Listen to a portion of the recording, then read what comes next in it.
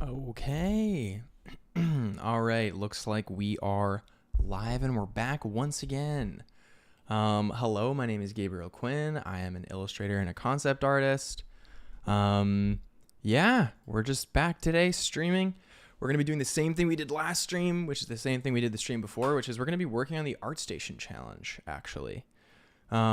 Which is a challenge, I think, every year, I'm pretty sure, hosted by artstation.com, which is a art sharing website.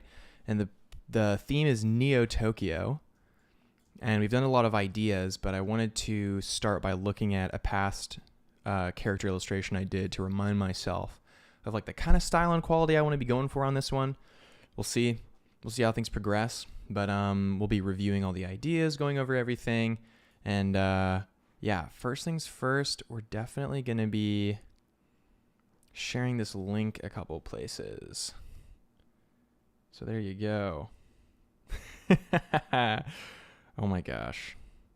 My girlfriend is the absolute best. She's always first in. I don't even need to tell her or text her anything. She's always first in. So hello, Isabel. You're the best.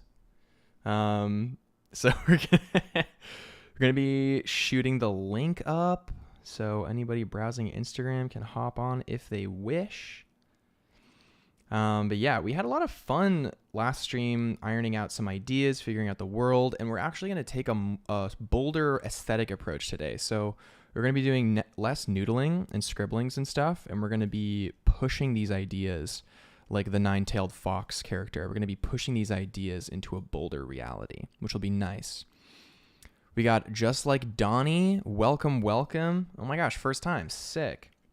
Yeah, we're just getting started today, so I'm going to be putting the link up on my story on Instagram. Let people know what we're doing. But yeah, welcome, welcome.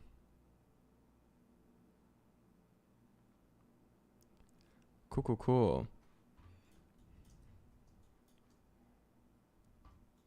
Yeah, so we're going to be going through these ideas that we worked on last time. This idea, I'm curious to see how I'm going to bring it into reality, the kind of Baku inspired Japanese myth character, how we're gonna tie that in. So we'll see. But yeah, let's throw this up here.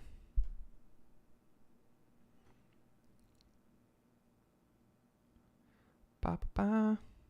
Concepting live. Let's go.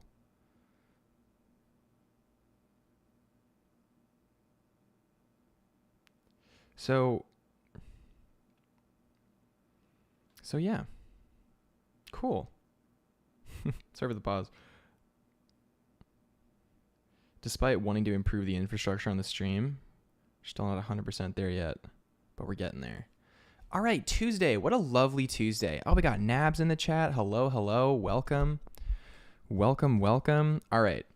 So yeah, let's do a review of what we have going on here. So on the last stream, we tightened up a lot of ideas. So we kind of looked at the really rough sketches we did for the Kamenu, or actually, I think it's Koma Inu, I'm pretty sure. But it was elided? It was joined on some spellings I saw. So we kind of like took another crack at it. I think we have it here. Yeah, we have it here. I started to add some values, but we'll knock that back for sure. But we had like a very powerful, intense pose here.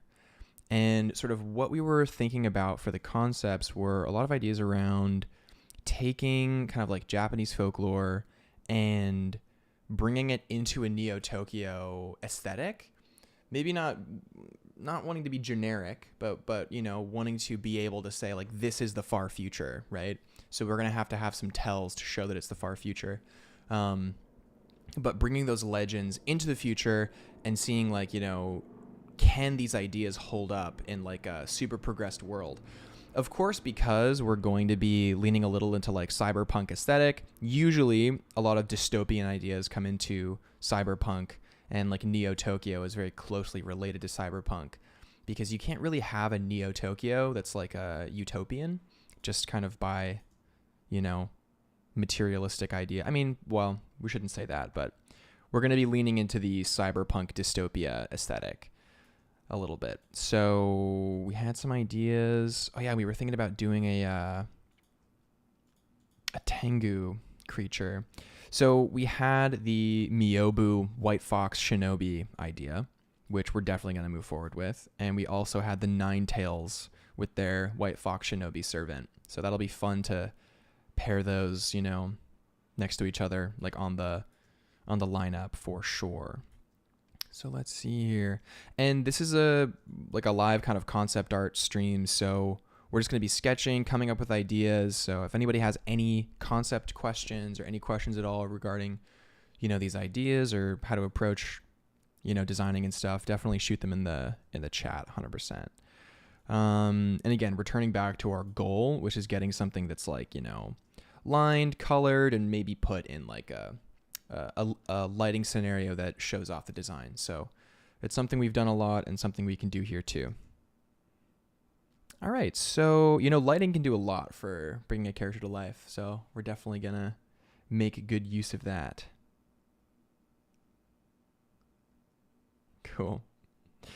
All right, so I think before we do anything else, let's consider building a ref board. I think that would be good. So I think we want to use PureRef. PureRef is a fantastic application. I love PureRef. I think I started using it after my buddy Ahmed, you know, was kind of showing it and sort of demoing it, which is cool. So we're going to be using that application. It's a great application. And there's a few things we want to, you know, bring into the scope of what we're designing here. One of those things being, I think we want to do some wood joinery.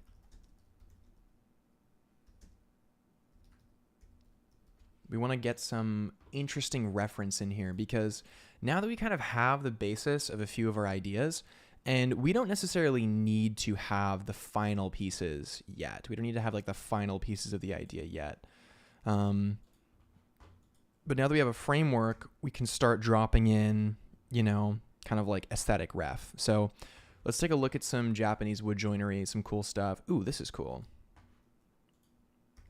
Because even though we're going cyberpunk, I like the idea that maybe there's like a hyper-futurism versus traditionalism aesthetic. Like that sounds interesting to me.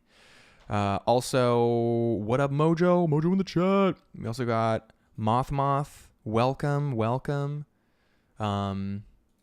Oh yeah, for those of you guys in the Patreon Discord, I'm going to be hopping on after the stream for like a hangout and discussion and stuff if you guys want to talk concepting, ideas. So that'll be in around 2 hours-ish. All right, let's see. What other cool wood joinery things do we want to look at here? We want to make sure that we're still staying in like the more traditional aspect of Japanese wood joinery rather than looking at kind of like super contemporary examples. So we want to make sure that we stay within scope there for sure. Let's see. I'm doing this off screen because, you know, it can be, Google Images can be sus. And when we're live, we want to make sure that we're, we're staying kosher. We're keeping kosher. Okay. I think these two examples are pretty cool. The only other thing that I can think of is just kind of like very simple elements of wood joinery. I mean, wood joinery is really, really interesting. It's super cool. Did you guys ever have that experience of like binging like, you know, 20 hours of wood joinery, like YouTube, you know, where like some white guy's like, we're going to explore the ancient tradition of the, you know, it's cool. Okay, this one is sick. We like this one. This one's from a thumbnail, but we're going to take it anyway. Oops. We lost it. Okay.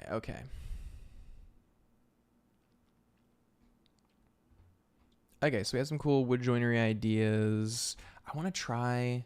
Wait. I want to look at like Japanese inlay art because that's sick, right? They do like really cool inlay work. And we want to look at that. What? Whoa. Okay, check this out. This is sick. This is, I don't even know what this is. I think this is wood. This is wood inlay. What? Get out of town. Okay. So we have Japanese wood inlay. What else do we have?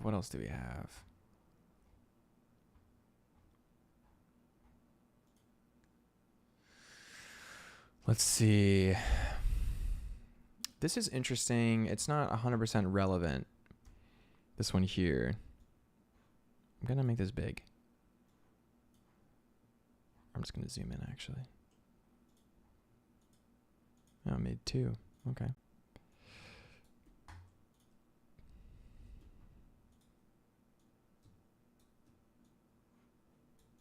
This is cool, right? Koi fish wood inlay. It's worth having on the board at the very least, right?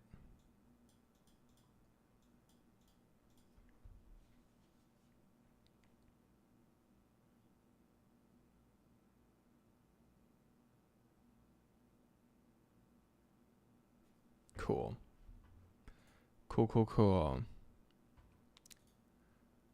Let's continue on here. Man, these are so interesting.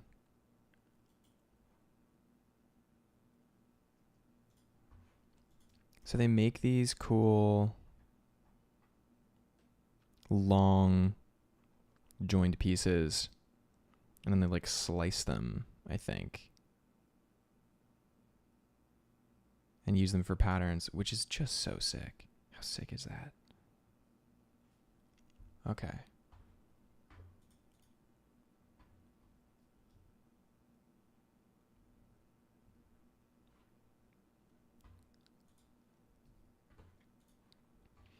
All right. What else are we looking for here? So we got some cool wood joinery. We got some inlay work. Let's look at some patterns.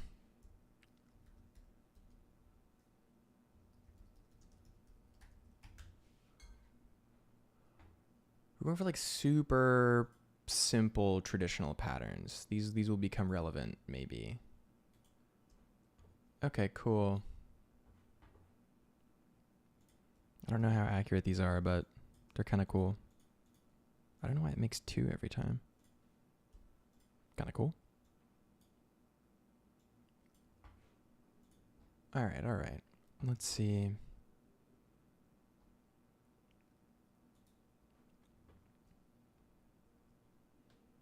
We got Myth Conception in the chat. Welcome.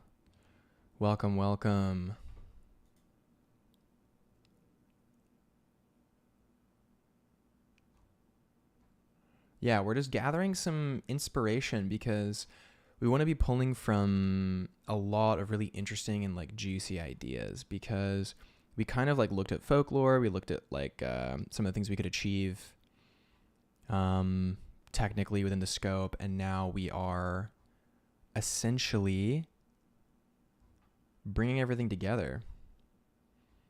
All right, some of these are more complex. We're going to stick to the more simple geometric ones, although the ones that I'm really attracted to is this one.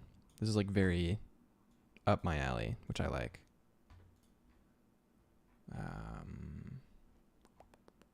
Yeah, cool. We got Emmy in the chat. Welcome, Emmy. We got, oh wait, I promised to send some people the link. I have to shoot some links out. Give me a sec.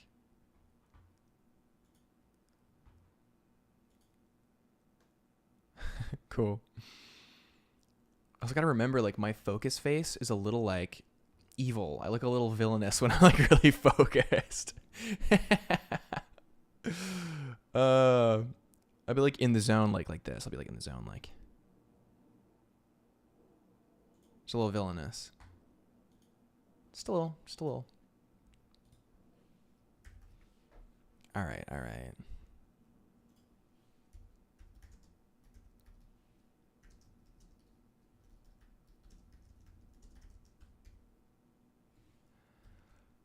Ba, ba, ba, ba.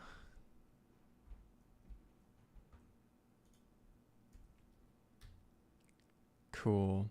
Oh, we got some more people hopping in. Let's go. The crew's coming in. Nice. Willow's here. Welcome, Willow. Myth says, I look like nothing is happening upstairs, especially if my tongue starts sticking out. Oh, with focusing? Yeah. Emmy says, I haven't yet caught any of these Neo Tokyo streams.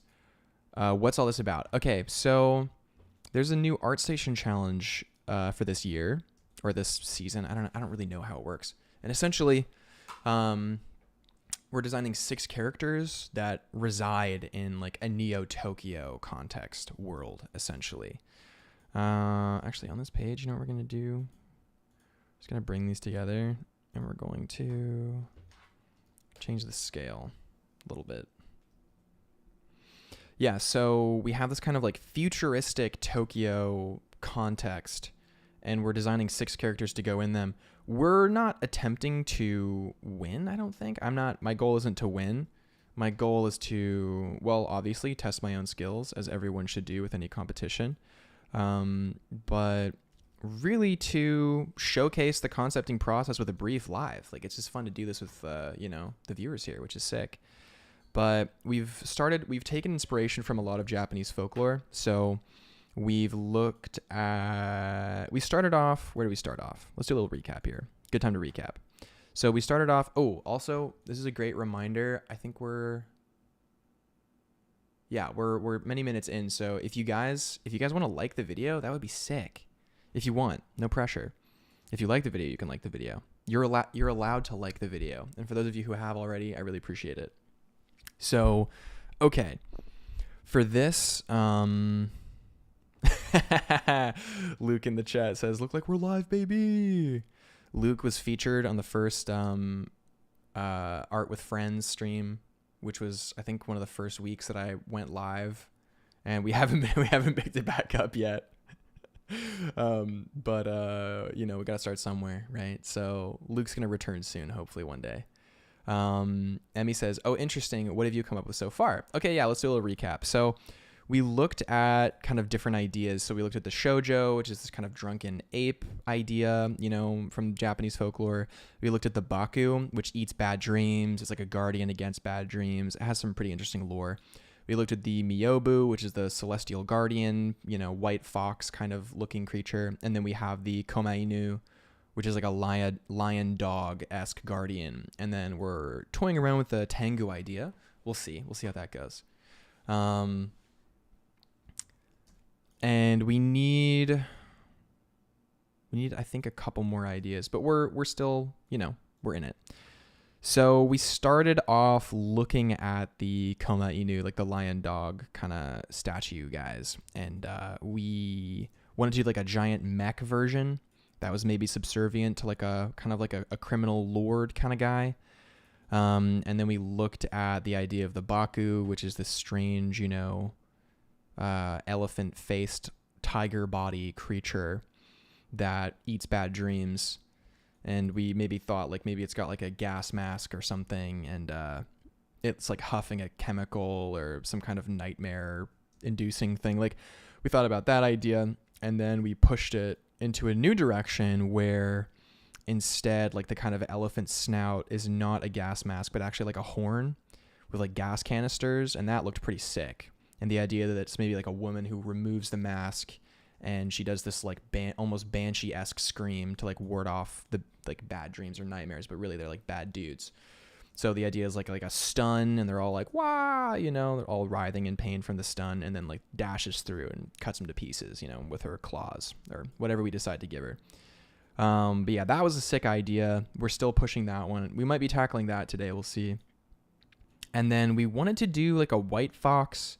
Then we came up with this idea that maybe there's like a 9-tailed fox lord, and that it's like a lie because the 9-tailed fox represents immortality, but that immortality is like not real, or it's a facade. So we pushed the Miyobu shinobi ninja into like a kind of a stronger place.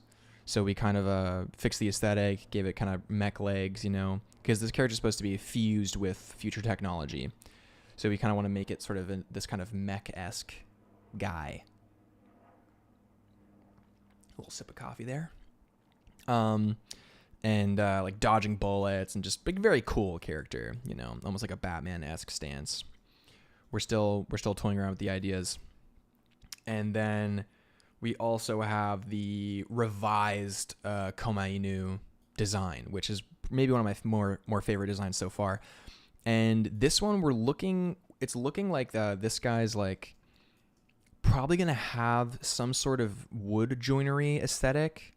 I'm not 100% sure. Like, we're going to have to keep things really loose because I am not a mech designer and I am not like a hard surface illustrator. So we're going to have to utilize style in some pretty unique ways to make sure that this guy still feels very dynamic and believable, but that it's not asking me to become a different artist to complete it, you know?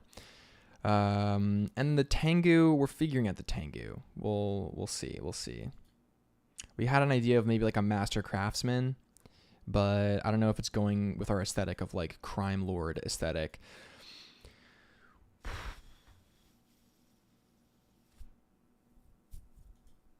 Yeah. The other thing is, yeah, we'll see.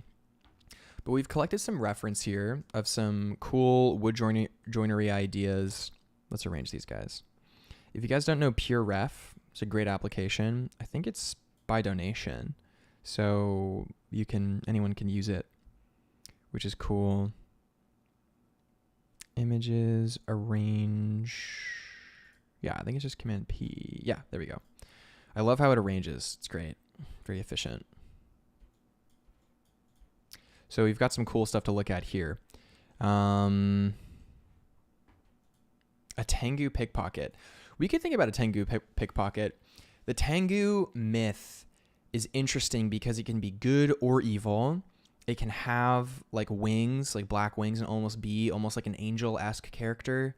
The idea is that they're actually masters of the sword. So like Tengu are like these master warriors.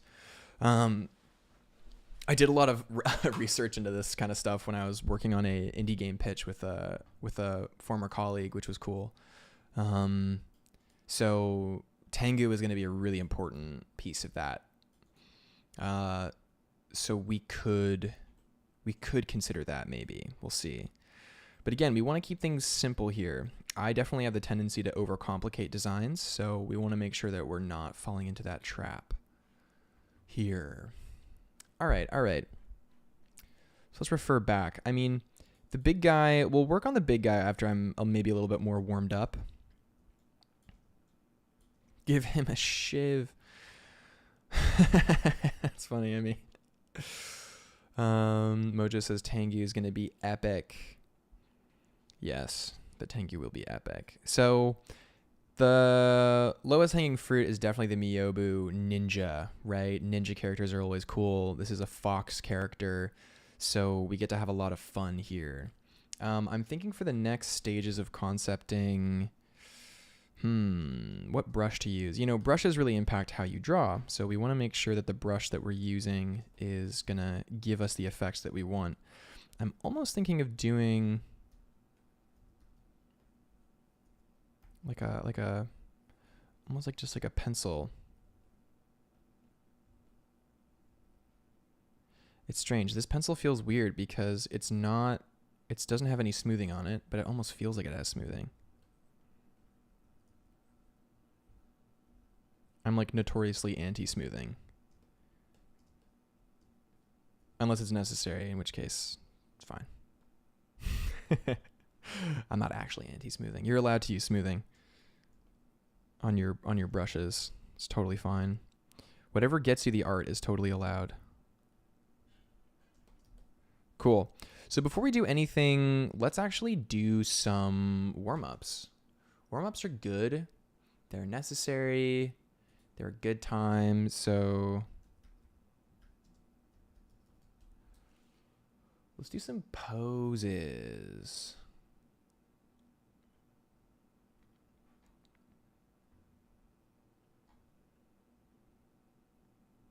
Just for fun. Poses for fun. Or we can just do we can do like a ref. Gosh, man. This is very,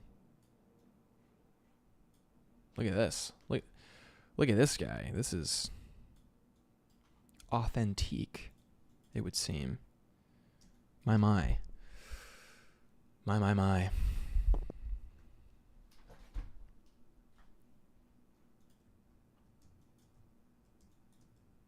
look at this guy. Oh man. I can't do it. I can't do it. I can't do this guy. Oh man.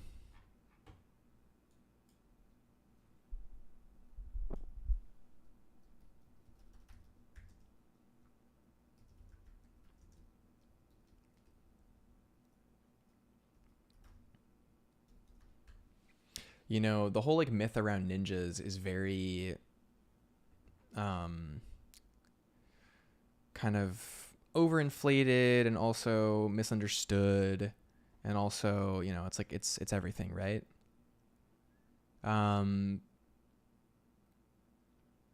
But there are kind of like ties to there is actually like some semblance of like kind of a traditional look. I think this is pretty close. I think. Emmy asked, oh yeah, sorry, unrelated question. Does this community have a little Discord server yet? Looks like everybody already answered. Cool. Yeah, there is a Patreon. I do have a Patreon set up which has the Discord access linked to it. So it's $3 a month and you can join our little Discord community. We do character design challenges twice a week, and we're working on expanding to do more activities there. So I want to give everybody a great value and a great little community, and have a closed Discord that is not going to get flooded with people who, you know, I don't know, people like joining servers, and people like joining communities, but sometimes it's like not the right fit. So we want to make sure that like the community is like very focused. So that's like a cool benefit, which is pretty epic. All right, let's see.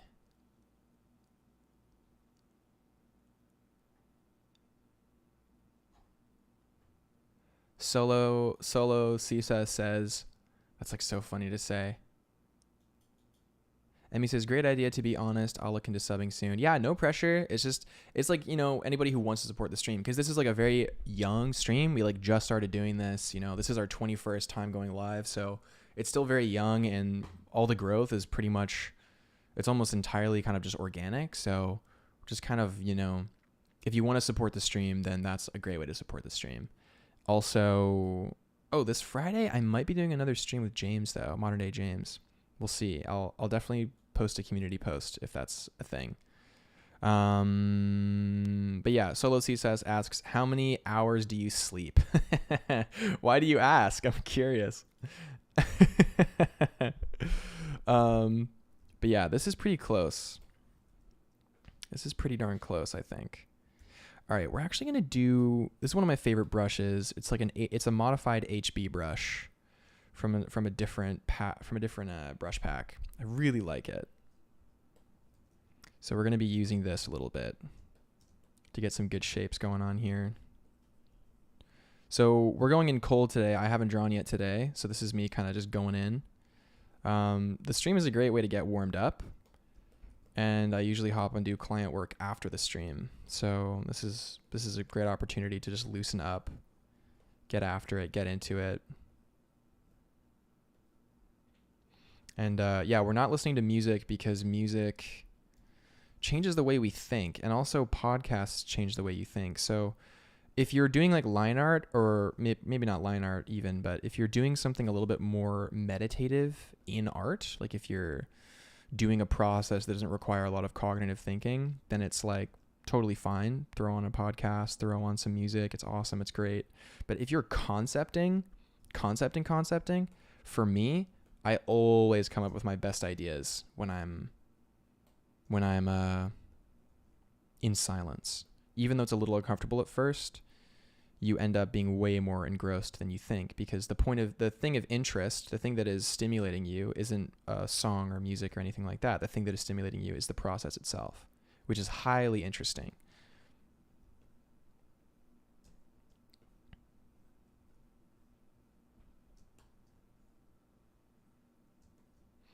HG says, hello everyone. Also, Ayub joined. Welcome, guys. Solo says, I asked because you and Modern Day James produce a lot, so I wonder how you do it. I'm definitely like a work hard, play hard kind of guy. So I will binge pretty hard on work, and then I will sleep a lot. So that's kind of the strategy. We had a pretty relaxed weekend, actually. So I'm kind of coming into it now. Yesterday, I went pretty hard. I mean, you know what? Are you guys down for a tangent on a separate project? Or should we just stay with what we're doing today? Like, I could show you some of the stuff I'm working on for my other projects, but we should stay on task, maybe. Keep these things concise. All right, so we're going we want to be simplistic, or we want to have simplicity. Okay, everybody wants to tangent. All right, we'll tangent.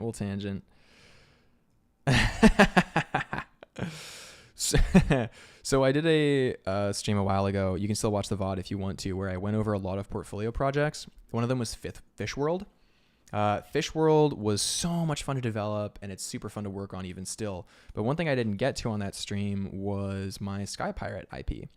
So I've been developing that a little bit more. I'm looking to get more feature animation work.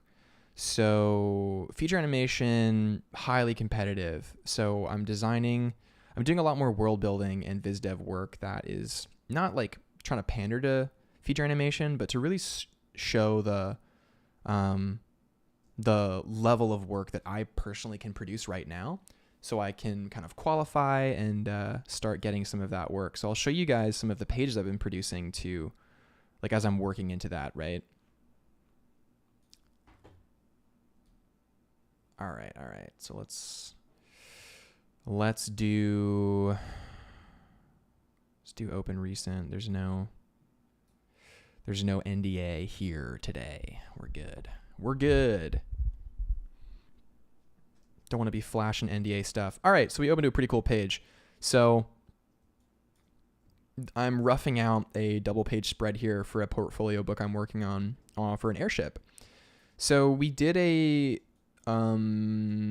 stream, and the theme was basically why airships are a great way to build your world building skills, because world building is a combination of research, interpretation, being very, very in touch with what your audience knows and doesn't know.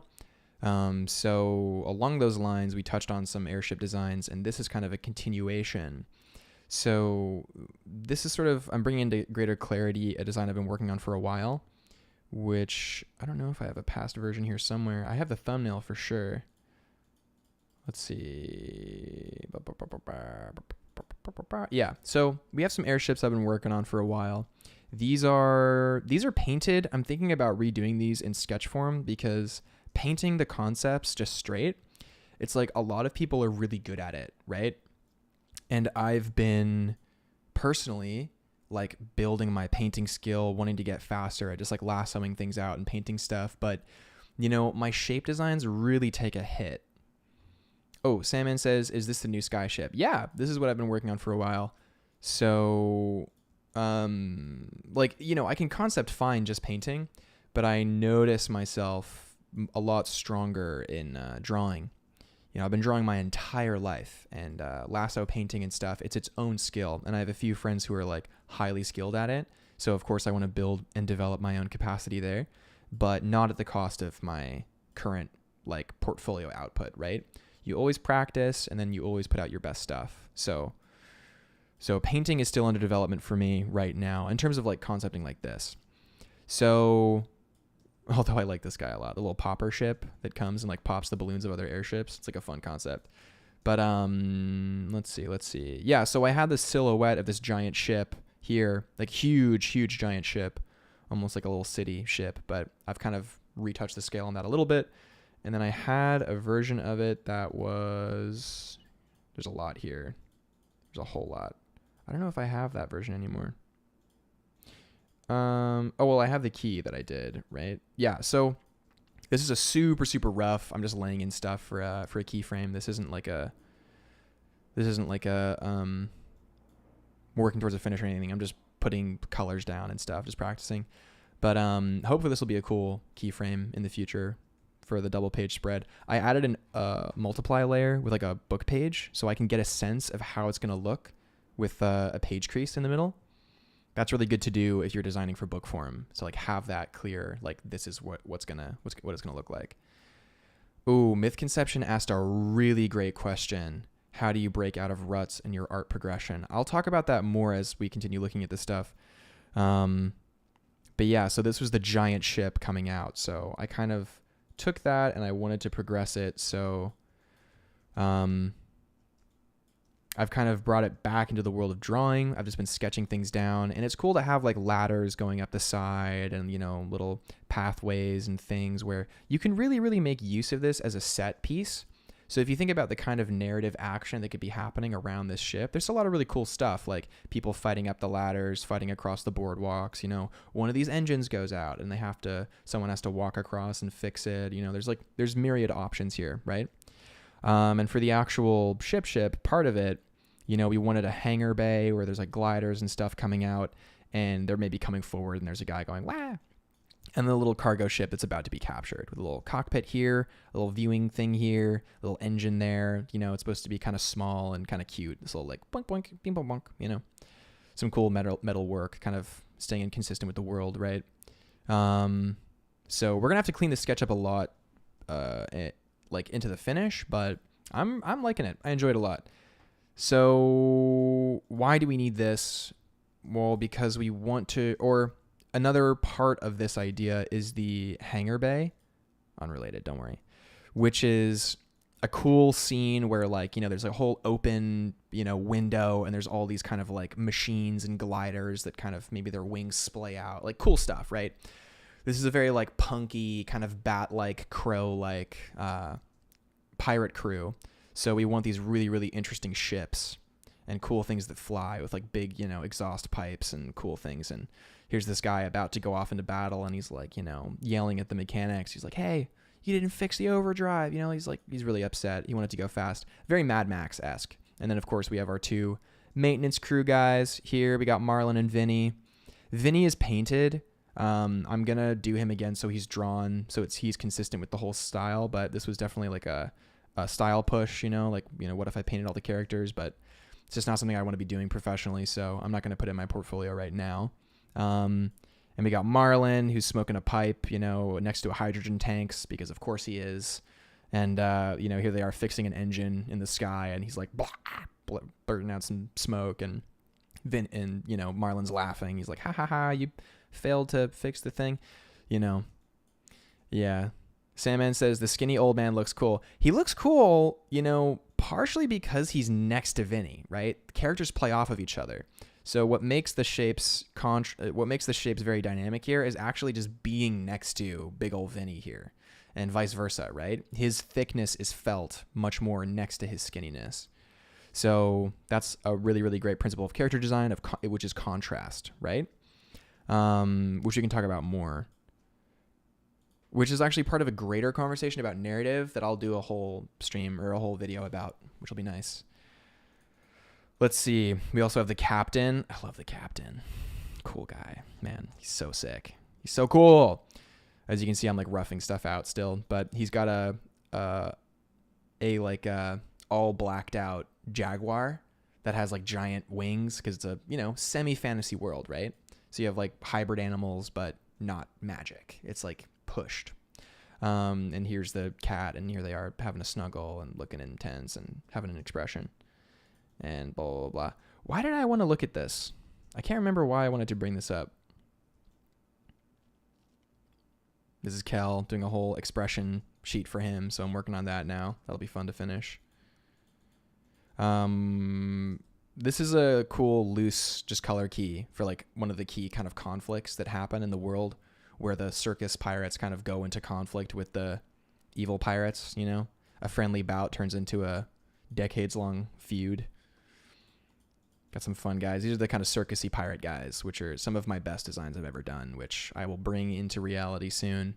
But they're pretty great. We got the twins over here, the blinged out twins, very Cirque imagination. So it's like very contrasted between the very intense, raggedy, rustic, punkish kind of grunge pirates and these very, very, you know, filigreed and, you know, decorated characters. And here's the core family, the two sisters, the mom and the dad, which kind of like run the crew, right? The used to be a circus, but a crew. But I had this idea where the dad takes the mom and just throws her. And she has a glider and it like opens up and she lands and she's got the daughter here and then the other daughter here, you know, flying in together. And then of course like the whole army of, you know, the bad guys come and they're like, rah, and then of course they single-handedly defeat all of them because they're, you know, they're cool. But yeah, that's some fun stuff. This is an original comp for that and, you know, some color key stuff for another IP. But yeah, that was a cool little tangent, cool little fun tangent for you guys. But yeah, so that's kind of what I've been working on over the weekend. And oh yeah, because someone asked how much I sleep. So that's one thing I've been really working on a lot. Because like I said, definitely wanting to transition into feature animation, hard to break in, but we're going to go for it, guys. We're going to absolutely go for it. TV animation is a lot easier to break in. There's a lot more work, but the deadlines are grueling.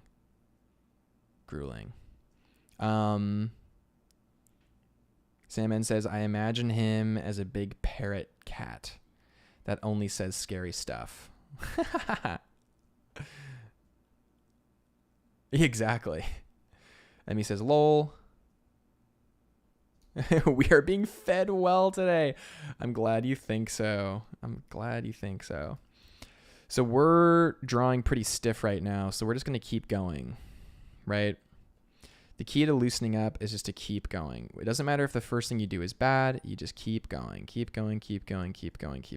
right?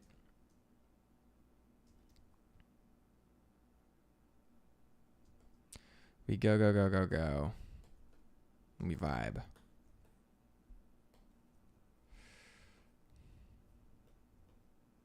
Man, I will never get tired of like poofy pants cut off at the knee into like the shin things. It's just such a cool look. Every character designer's bane is resisting the urge to do it. It just makes for such nice silhouettes, you know?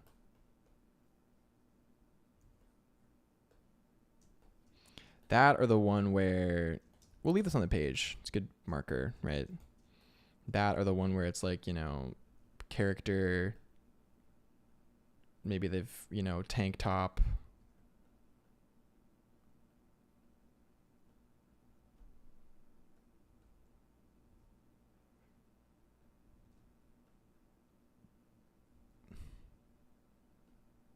They got like a sword. And then they got like the big pants that like cinch at the feet. That's another one. A lot of designers love this one. It's pretty cool. It's just fun silhouettes, man. Like you can't resist it, you know? Nah, we'll leave them. We'll leave this page. This will be our like fun mess up sketch page. We'll just do a bunch of crazy stuff.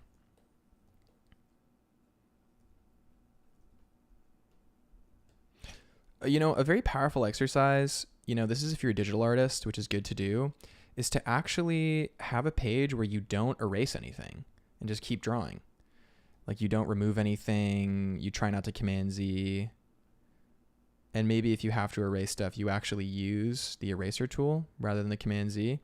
This kind of locks you into a mode of drawing much like when people draw with pen. And I noticed for me, when I do a lot of traditional sketching, my digital sketches feel way better. So we skipped traditional sketching today and we're right into digital. So we are not getting that benefit, but maybe we want to mimic that benefit a little bit. Let's see here. Fox mask. I'm thinking maybe Fox guy has like bionic eyes. Something weird. Or like actual fox eyes, like a bionic fox eye thing. Don't know how we designed that, but that could be pretty interesting.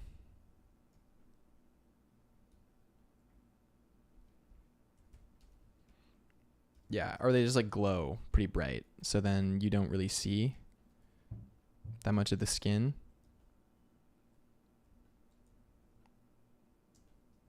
That could be interesting.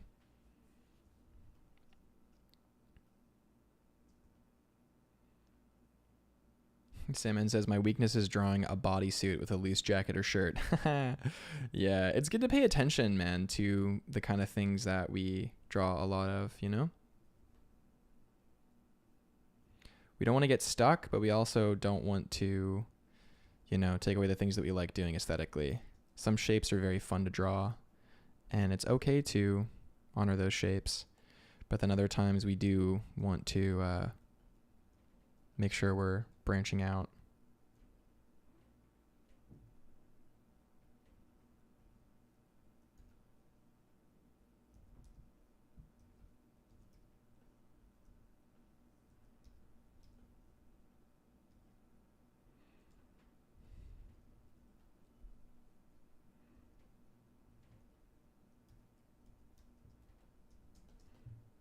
Cool. The mask could be like, oh man, we could do a cool thing with the mask where it actually contours around like the cheekbone and just comes down.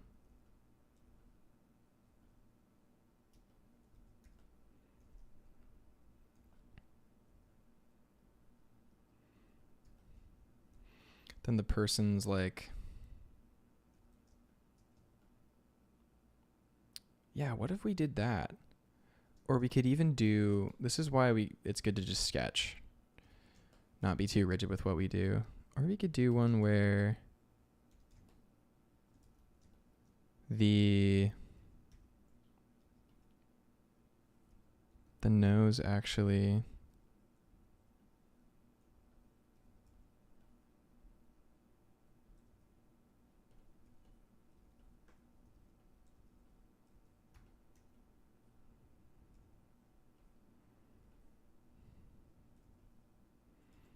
is like flat almost.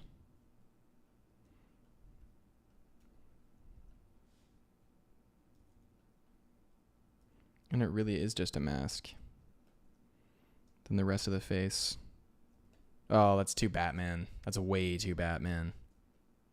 Well, let's try it.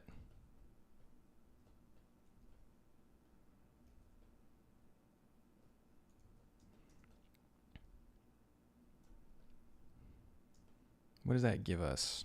Is that better? I don't think it's better. There's like maybe an idea here, but I don't think it's good. No.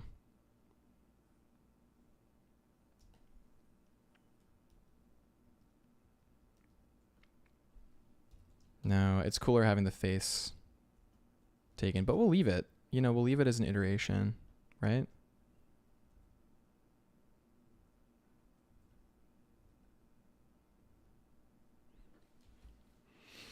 All right. Wow. Emmy says it won't hurt to try. That's a very, very, very, very good point. It will not hurt to try. It rarely ever hurts to try, to be honest. Okay.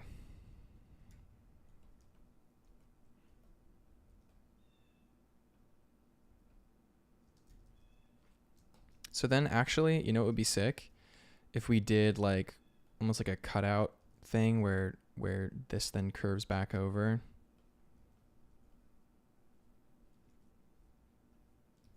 Comes out and then like back in, right? That's a very Gabriel-esque design, this kind of cutout stuff. But it looks sick, so we may keep this. This kind of looks fire. All right. So let's just continue.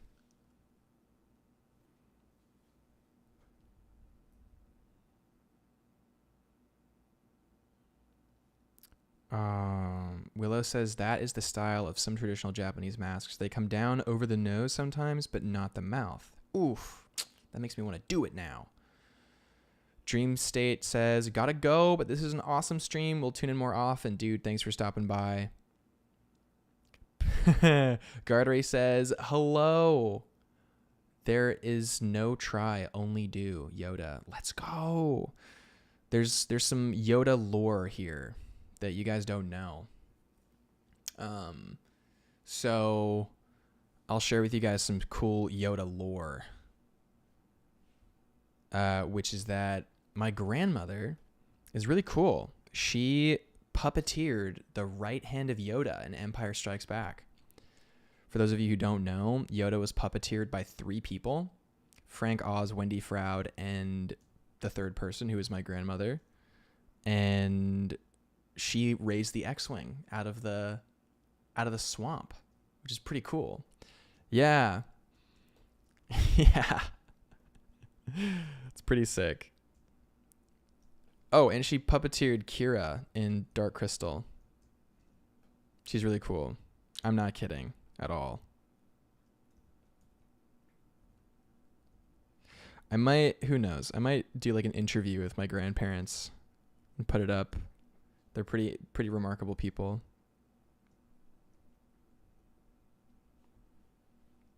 Lore?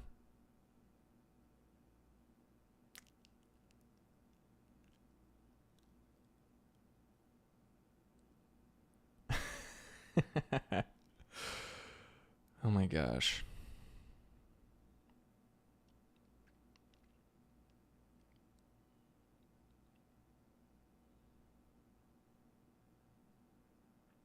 My girlfriend is the best. She sends me the best messages while I stream. It's like very motivating. She's cool. Sandman says, what the heck? This is unexpected. Emmy says, this man just casually drops some absolutely crazy lore. Sandman says, if you did not, if you did, it would be fun to watch. Yeah, man. I think it would be fun to watch because they've got some knowledge. Man.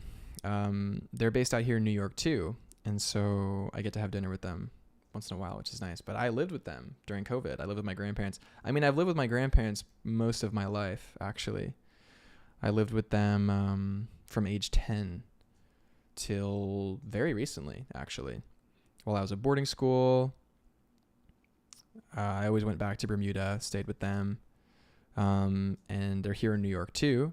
And now that I moved to New York, it's like I'm still close with them, which is really nice.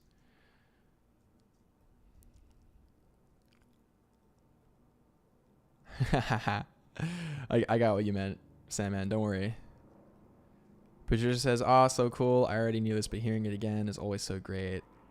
Yes, interview. Would love to see that. Yeah, it'd be cool. So, yeah, my grandmother's a puppeteer. She did some amazing work. My grandfather was the art director for Jim Henson Company. So he designed like a ton of the Muppets. Like a ton. The first ever drawing of Fozzie Bear is like in his apartment. It's cool. So he was like an OG concept artist back in the day. And when I was younger, it's kind of funny how I didn't think it was cool because what he made was kind of for kids. And I was like, I do knights and dragons and cool stuff. And as I got older, I just became more and more appreciative of what he does and what he did. And now, man, any chance I get, I always pick his brain. It's interesting, though, that it's hard for him to relate to the modern industry. So it's like, I can't get nepotismed, unfortunately, because like anybody they knew in the industry is like dead. But it is cool to get a lot of his takes. Like talking about character is really interesting. like talking about duos, like, and what's cool is that when I was younger, he didn't give me any advice because, you know, I wasn't a receptacle for advice. I didn't know enough. But once I kind of broke through a certain level, now he could actually start like really talking to me. Only in the past couple of years has he actually been able to really let me know, like, hey, think about this, think about that. And I'm like, whoa, okay, damn. A lot of the knowledge I share here, you know, I've gotten from him, which is cool. Colin's here. What up, Colin? The boy. We love Colin. Simon says, what the Muppet? No, you went too far. I don't believe you. Now I need evidence. If I keep going, I'll dox people in my family, and I don't know how I feel about that, but it is true. It is 100% true. There's Muppet paraphernalia all over the place in my life. And yeah.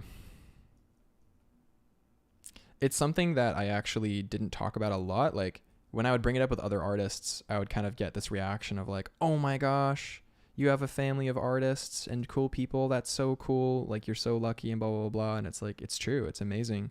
But it didn't necessarily hand me any of the opportunities or skill that people might expect. But it is interesting for sure.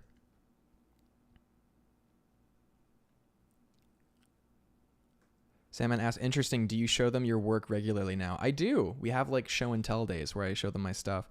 What's interesting is my grandfather, who back in the day, like, if you could draw, you could get hired because so few people could draw.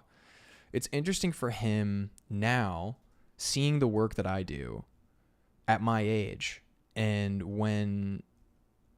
it's like, it just blows his mind, like what people are capable of now, because of the advent of art education, free art education online. And like it just absolutely blows his mind. And it's always cool for him to see how quickly you can do things digitally and stuff. And I'll talk with him about it, and he'll be like, oh my gosh, this used to take us like a month just to figure this out, and you've done it in 3 seconds. And I'm like, yeah, it's pretty cool.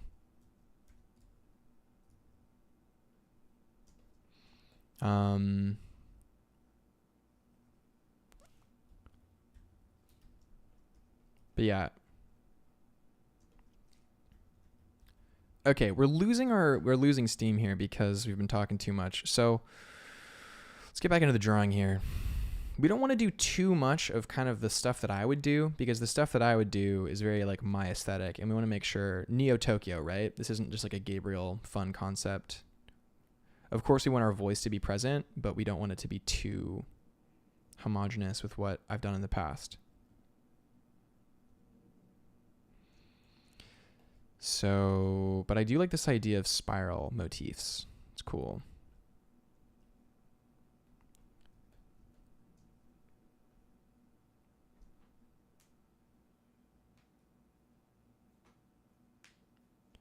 Willow says that's kind of like that thing of 6 degrees where everyone knows someone famous through like knowing 6 people. Yeah, exactly. No, it's true. That's very, very true. It's very true.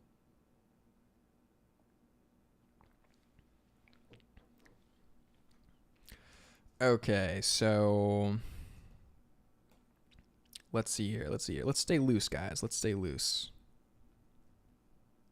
But yeah, I wasn't really connected with my grandparents that much until that stage of my life, into kind of adolescence, where I moved to Bermuda. Because before that, I lived in like the middle of nowhere vineyards in Sonoma, in California, like middle of nowhere. I lived in a house. You know what the house looked like? It was this. This was the house. It was this. It was long. And me standing full height, I was like this tall at like full height, at like me now, right? I'm 6 feet tall. So we lived here for a while in Sonoma. I mean, we lived in a few places. For part of it, I lived on a Hindu ashram. For part of it, I lived in other places, but We lived in this tin roof house. It had a tin roof. This used to be a chicken coop, but it was refurbished and converted into a dwelling. So I lived in this little tin roofed house in Sonoma in the middle of nowhere with like a little spinny thing, you know, when they have the little spinny thing. We had a wood fire stove and we just like lived in this thing. And we had 3 cats and they ate all the mice, and there was many mice. So we lived in the middle of vineyards in the middle of nowhere. So it wasn't until I was 10 that I actually really spent a lot of time with them. So, and even then, for all those years, they didn't really live in Bermuda very much. But I was very, very blessed to stay in their home there. I was very extremely blessed. Simon says, yeah, we have some absolute titans of art online showing us what they do online for free. It's epic. It is so epic, man. Willow says, did you have chickens at all? No, hell no, we didn't have chickens. HG says, you lived in a tiny house before it was cool. Honestly, yeah. Honestly, yeah, man. Emmy says, wood fire stove? How's stove gonna get a job now? That's pretty good. That's pretty good.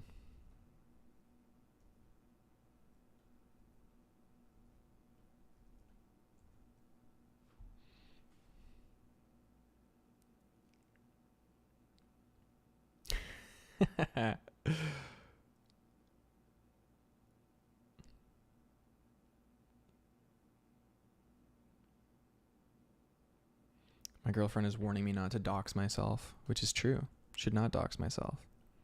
But what are you going to do? Find me and say hi? That's okay. It'll be interesting at Lightbox to see if anyone recognizes me. That'll be really funny. I don't think so.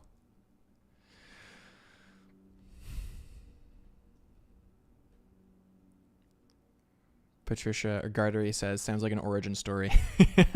Yeah, man. I guess.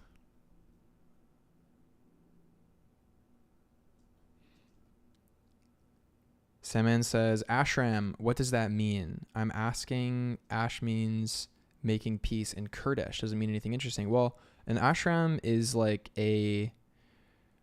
almost like it's like a place of living for Hindu people to practice Hinduism. So like a lot of meditation happens, a lot of chanting happens on an ashram, but it's a place of like living essentially. So we lived on a Hindu ashram for a while.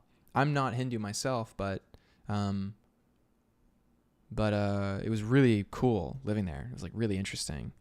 Yeah, it was super trippy. A lot of really cool ceremonies and stuff. And there'd be like times where we would be invited into the big house and there would be like this long like table on the floor and everybody would be like sitting at the table,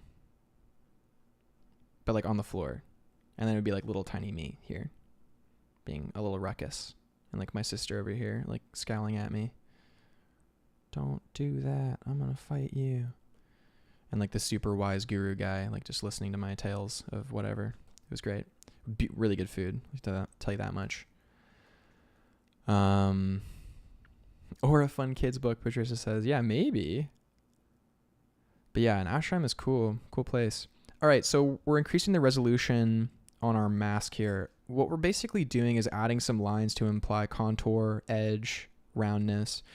This is relevant because this mask, I don't think we want it to be totally flat. We want the shape to be simple so that it would read in a silhouette, right? So we want a simple shape, but we want it to have some really cool kind of like secondary details on there for when you zoom in.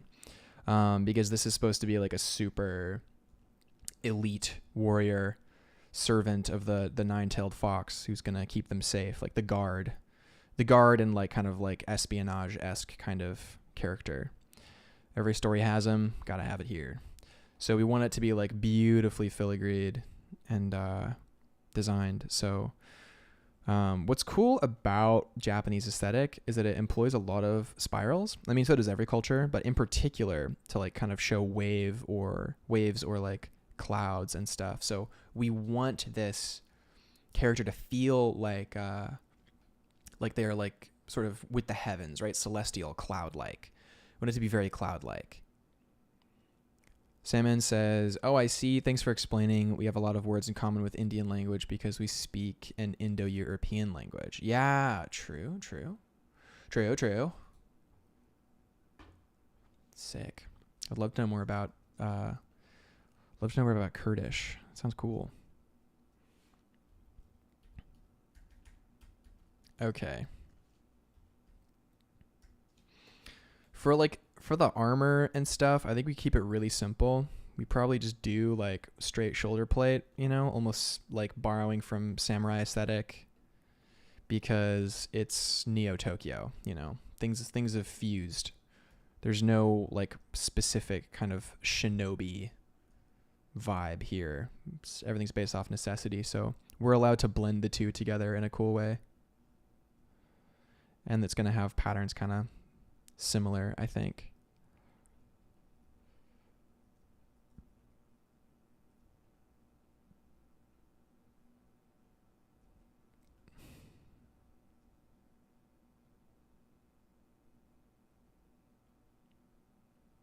Yeah, things kind of overlapping in a cool way, right?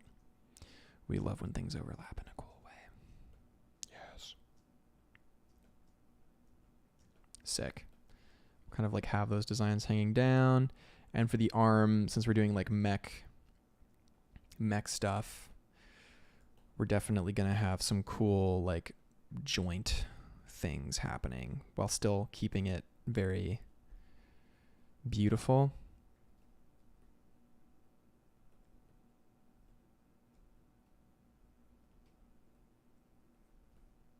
While like showing the mechanics. So we'll sort that out for sure. Yeah, we'll definitely sort that out 100%.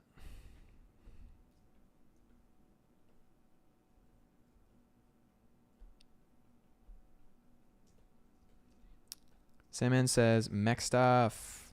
I'm good at those. Nice. Mech stuff is interesting. It's a lot of implying, I found.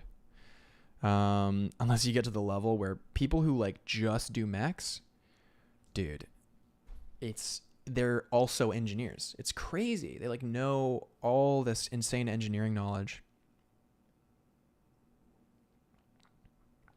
Simon says, I was good. I don't know anymore. No worries, no stress.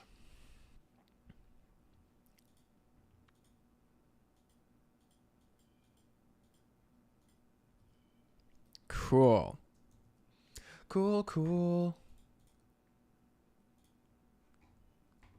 Nice.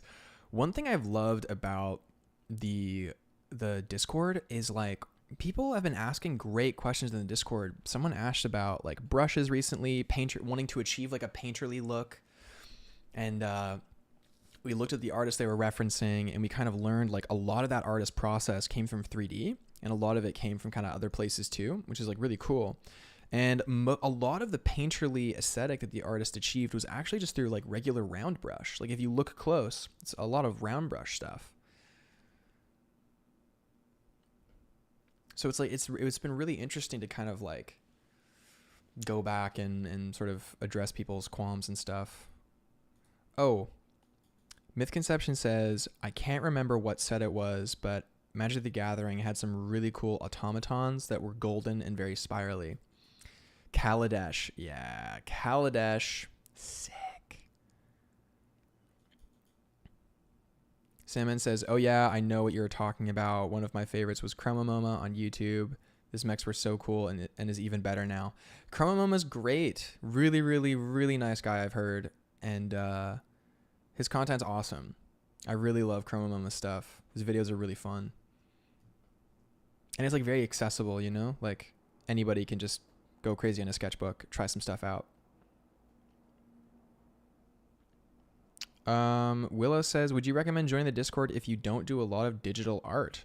So, I mean, I can tell you right now what the purpose or the intention behind the Discord is, and I'll let you kind of sort of work backwards from that and kind of see if it would be good for you. So the purpose of the Discord is to have a space where peers who are developing their craft, have developed their craft, want to develop their craft, can come together in discussion and in a unified way, and sort of like figure out and bring to the forefront kind of like ideas, solutions, perspectives that will all assist each other. The core is kind of geared around really wanting to improve our craft holistically, which doesn't mean all technical and it doesn't mean no technical. So there's some technical drawing discussion, there is some theory discussion, there's a lot of cool things we do in there. One of the things we do twice a week is we design a character in like 1 hour. And the range of style has been really fun. Like I can show you guys from one of the ones where the range was like it was really interesting. Like, let's see. We can bring him one in. Why not? Yeah, the range of style, very, very interesting. Like, let's take a look here. So in the Discord right now, which it's growing, man. People are showing up. It's really awesome. One of the prompts was a 2-word prompt called Biscuit Soldier. I've shown this a few times, but we're going to look at it again. So my solution to Biscuit Soldier was essentially coming up with this rat that has this like filigreed armor that was made by like cutting it out of like a biscuit tin. So the idea that like, it's like a illustrious empire built on found objects. Like that was kind of the goal, or that was sort of the prompt that I found, in an hour. And then the execution is super loose and super rough with like photo bash and stuff, but it was really fun.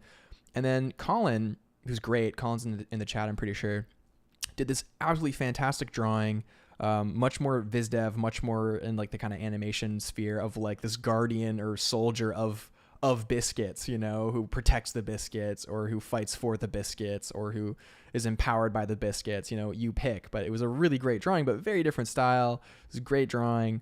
And then later on, Lashy did this fantastic, really cool, interestingly aesthetic character here, which was really fun. And then, after that, we did kind of other prompts and stuff. But the style range is always very broad, and the kind of things that people post is always very broad. So if you don't do digital art, that's totally fine. If you feel like you need or like want to participate in like a community and in discussions and kind of like hop on and stuff where people are talking about ideas around narrative and progressing your craft, then 100% definitely join the Discord. It's a very long answer to a short question, but I feel like it's worth answering because a lot of Discords are so niche and they're very inaccessible.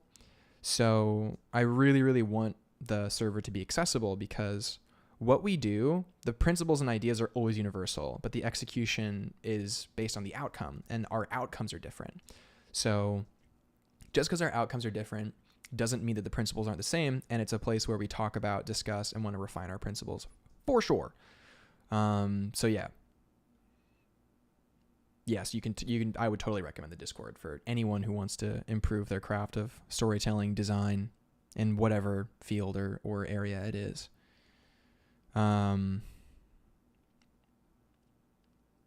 Yeah. One of the reasons why I wanted to keep it so holistic is because as a concept artist, for me, I benefit from learning anything and everything. So if somebody is like a fashion designer or like a textile designer, I benefit from their knowledge just as much as they do because I will apply that to my designs. Fenrir Lyrics says, hello, I've just landed. Welcome, Fenrir Lyrics. Welcome, welcome. Welcome to the stream. Let's go.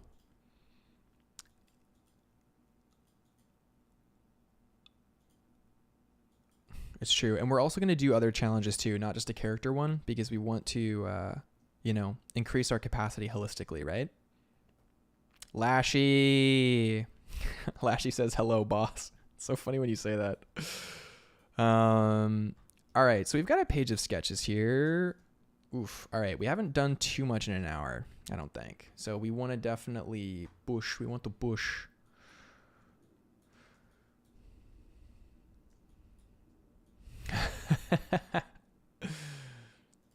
Sick. When I was a kid, I loved Norse mythology, and Fenrir. What a sick myth. What an epic myth. Fenrir is an incredibly cool myth, man. He will devour Odin and destroy the world. And the thing is, he was probably chill. He's probably kosher. But they bound him in magical ribbon, silk, I think.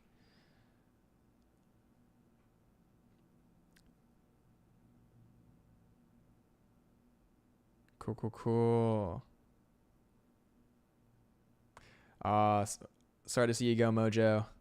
See you later, man.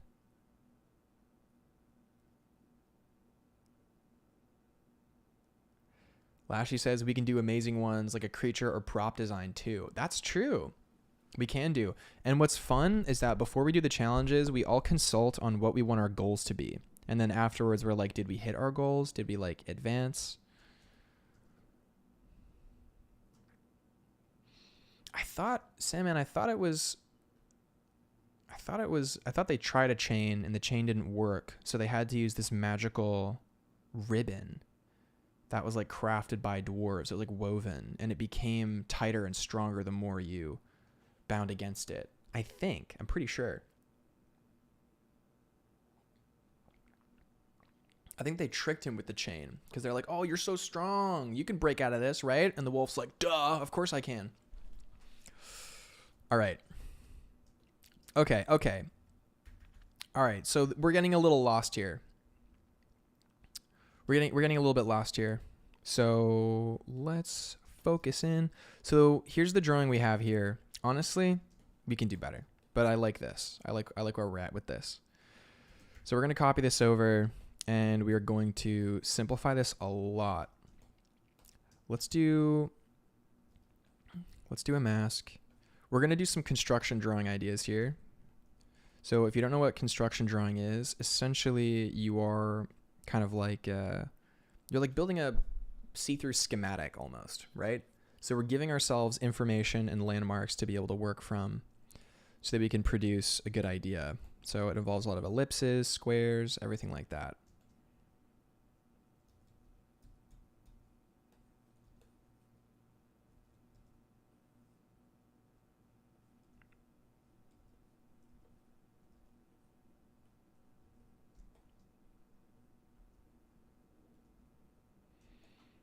Cool.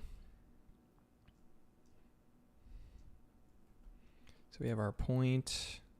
This is the plane in which the nose is extending. We want it to feel pretty cool. That's the goal. We want to go for a good cool factor here. So we want it to stick out and like come over, right?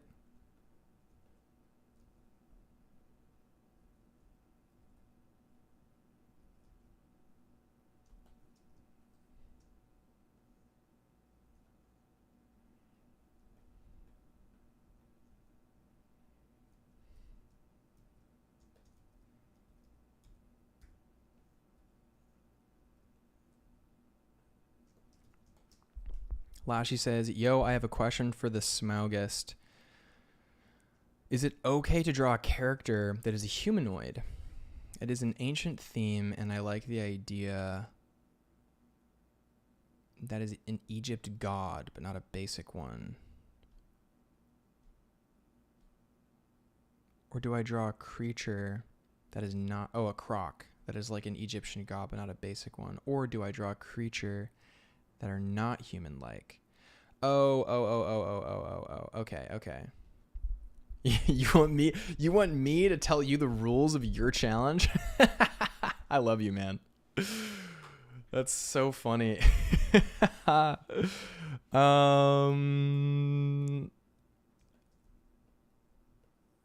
hilarious. I think that what I would first consider is what is the purpose of the challenge? And if it's fulfilling the purpose of the challenge for you, then there should be no issue.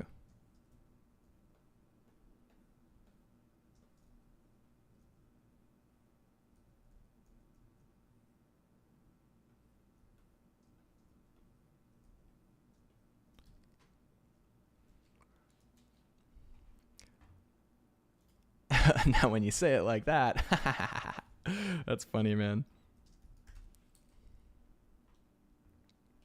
Oh, what the heck? There's like an actual mask for this. Okay, I totally should have been looking for better reference here. So there's like an actual mask for this idea. A kitsune fox mask. This is like a thing.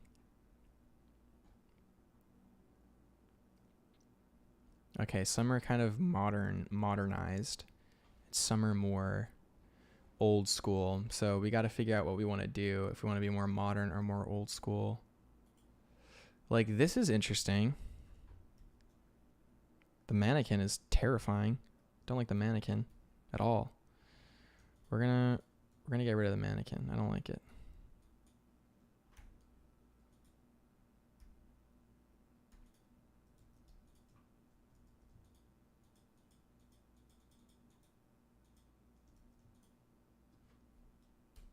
Horrifying.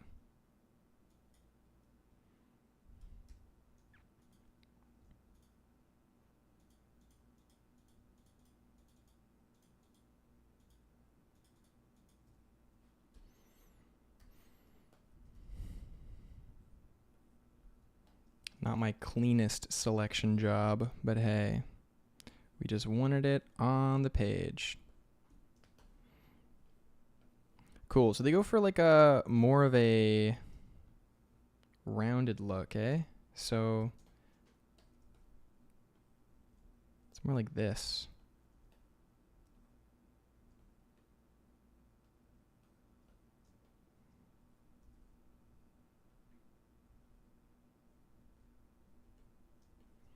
And I saw some other one too that is more, it's a little more, okay, so there's like some, we could do some red around the eyes too.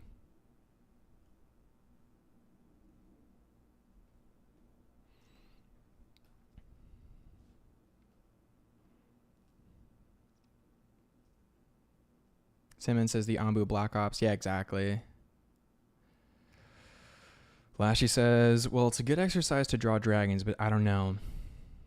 I try to draw animals like anatomy, but it's a good opportunity to do a humanoid with wings, dragon, croc head. But I wind up making human skin, just a reptile skin. Yeah, okay, I see what you mean. I think your intuition's gonna be in the right place with that one, Lashy. Like, I think you feel like maybe it's not 100% where you want to be with the challenge, and you want to get a little more out of it, which I think is totally a fair thing to want.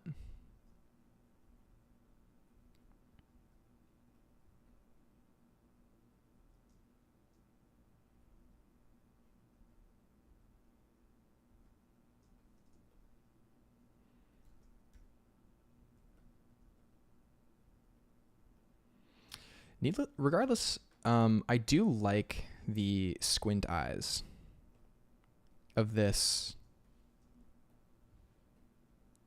mask idea, and we were on the right track with the ears being this kind of shape.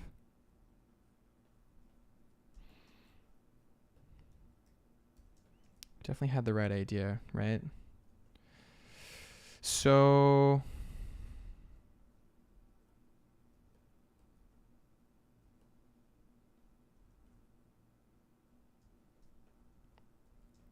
but the coolness factor of our other idea, we got to fuse these together, right? You guys would agree. We got to fuse these together because this design is sick. It's so cool.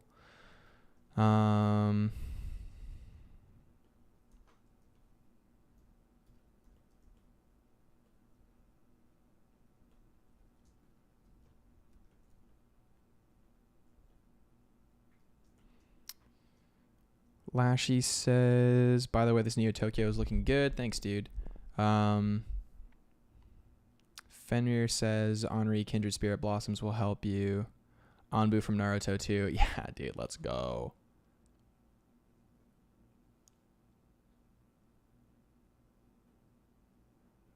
Hunter says, throwing down solid sketches that actually look good at the pace you're doing it is literally insane. I'm jealous.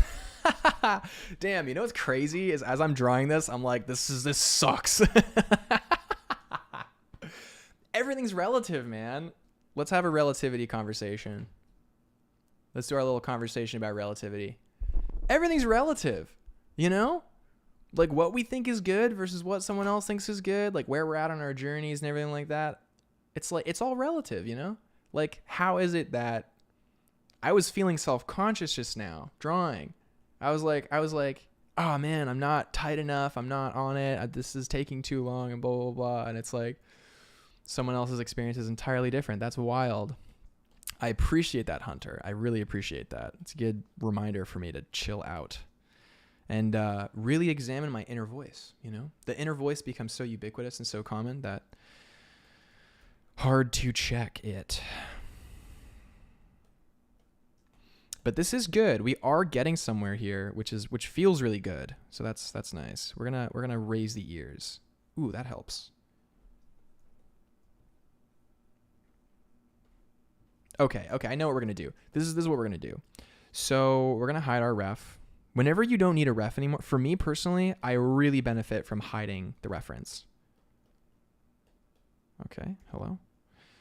Hiding the reference is great because you're not like inundated with new information. You've already ingested it. You've already done a study. Now let your own mind come through a little bit. I don't know. For some reason on stream, I love switching to cross-legged. I don't know why. I feel very like zenned out in my little chair, cross-legged. My headrest is like so jank right now. I don't ever really use it because I'm always hunched over the Cintiq. So, okay.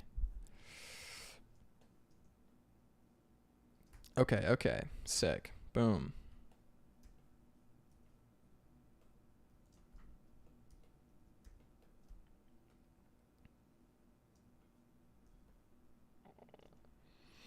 We'll extend it out a little bit because it just needs it. I don't know if we actually need a mouth. Because we want to maybe imply silence, because this is supposed to be like a godlike celestial guardian, so maybe it doesn't even talk, right? My idea around this character is they would be very silent. So maybe we omit the mouth.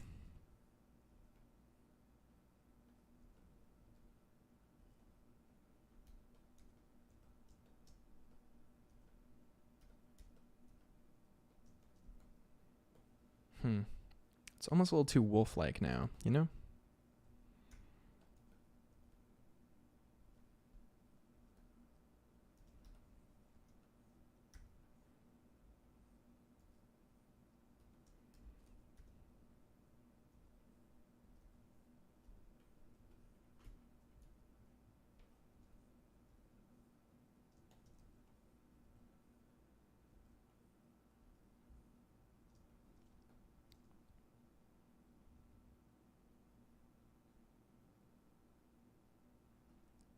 It's jokes in the chat I do not understand.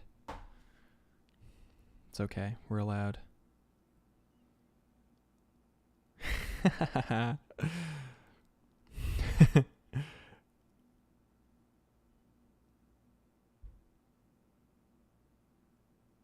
girlfriend's so funny. Oh, man.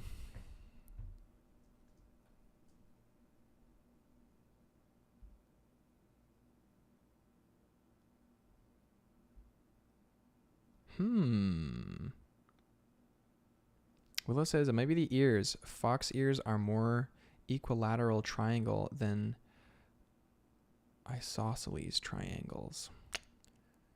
That's true. I mean, that was working in the original. It was this, right? That was working in the original shape, and it is a nice shape.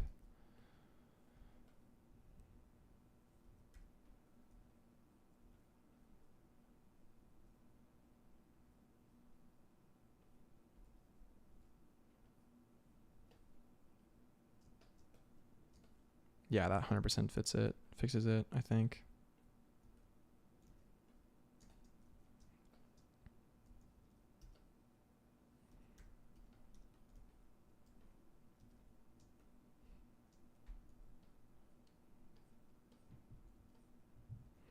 I was watching the movie Wolf Walkers with my girlfriend. What a great movie. The wolves in that movie are animated to perfection.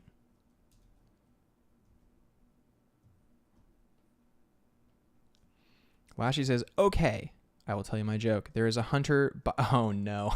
I'm not reading that. That's so funny, Lashy. I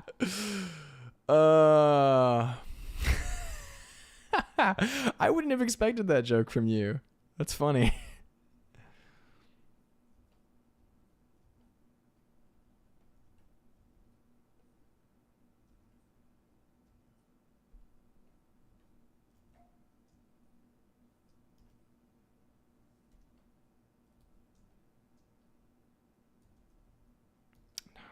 The ears from the original design, they just need to be modified a little bit, and then we're good.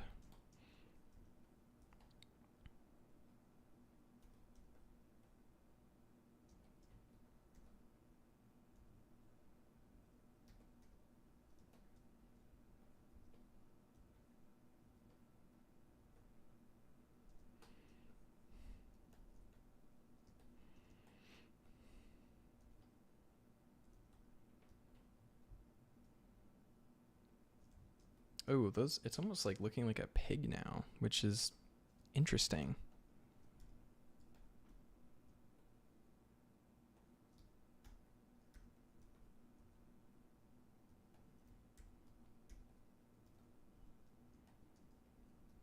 Okay, the swooping up into the point seems to be really working here.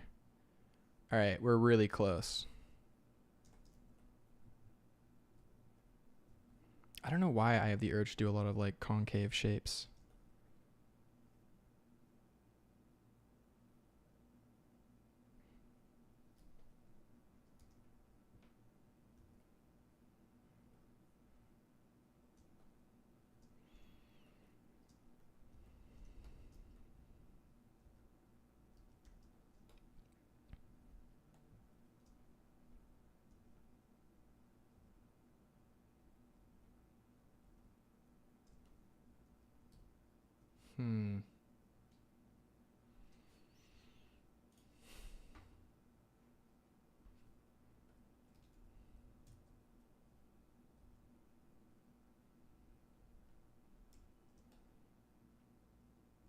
I think this is looking pretty good to me.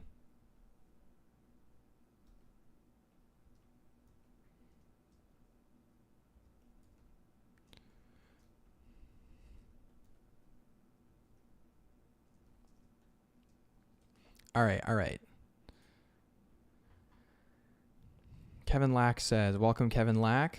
Kevin Lack says, question, is there a spot to post unfinished work for critique on my Discord? Okay, so right now there's a channel called the Big Group Sketchbook, and that's been fun. Like people have been chucking up their unfinished artworks, ideas, stuff like that, which has been really, really nice. There's a lot of encouragement going on, which is really good. For critique, there's no particular spot for critique. You could ask for a critique for sure.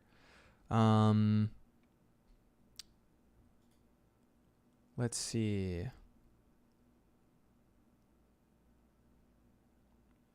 Well, I'll tell you what, man. I'll bring it up with the community there. What's fun about a small community is you can really gauge like with everyone, you know, what they're looking for, what they want. So I think we're going to open up discussion around like, you know, if people want a critique channel, and we'll go from there.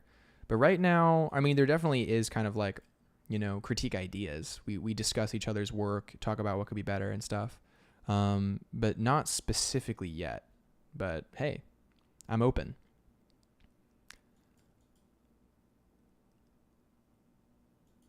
Lashy says, now I want to draw, but it's a bit late. It's midnight. Yeah, dude, always draw. Sandman says, good night. It's 1 a.m. here. I have to get some sleep. Get some sleep, Sandman. Take care. Thanks for stopping by. And Patricia or Gardry says, I met Tom Moore at Playgrounds. His talk was so good. Definitely one of my favorite stories about how he built the company and Wolfwalkers. If you ever get the chance to hear him speak, highly recommend it. Yeah, man, Tom Moore's designs are so wonderful. They're so good. Absolutely fantastic. And storytelling wise, pretty simple but highly effective. We should do a discussion in the Discord about Cartoon Saloon. That would be good.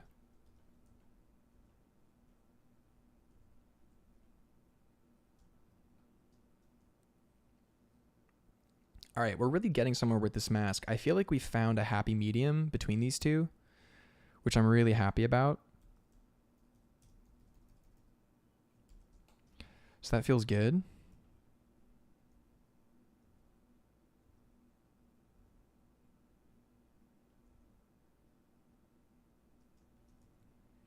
And these spirals are going to be very understated also, just for anybody wondering. They're going to be very, very low key.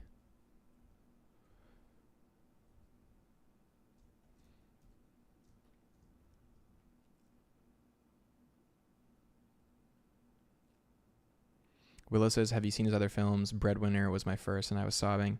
All of their films are incredible. Even Song of the Sea, which you wouldn't think would connect very much, is just so beautiful. And the relationship between the siblings is just so sweet.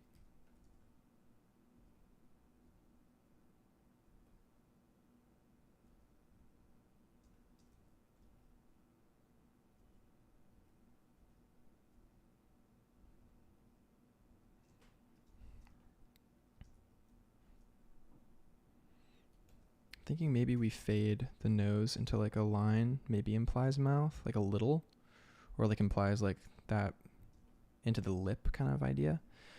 What would happen if this was just round?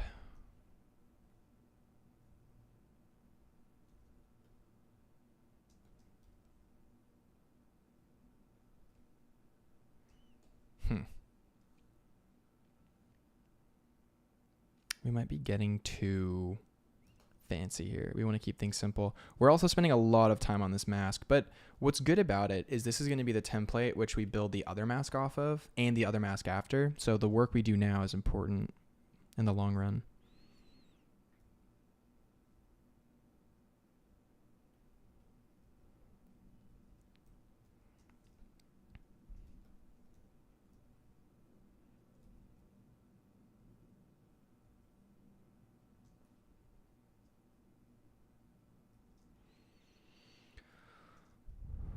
Okay.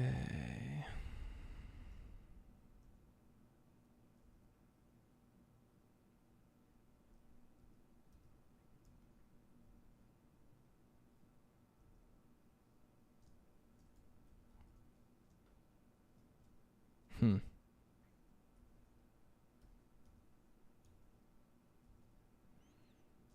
like we can push this even more. Maybe.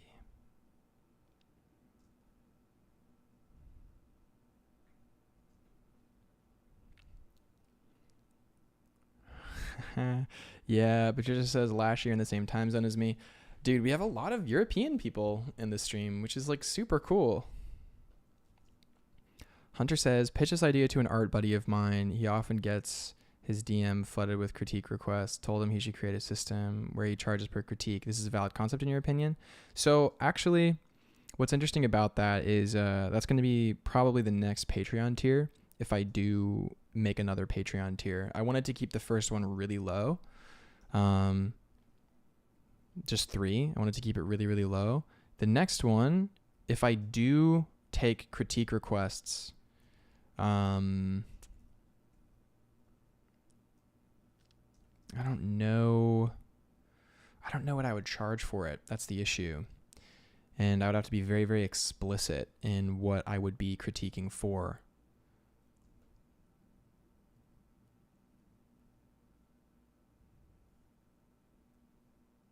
So, I think it's a totally valid idea. Valid concept for sure. Oh, nice. We got all the European crews. Let's go.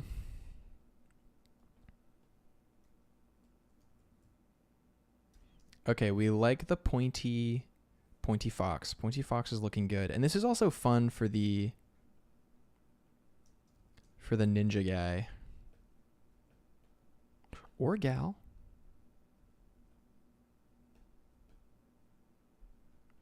Their ear, because how would this sit with a jacket, right?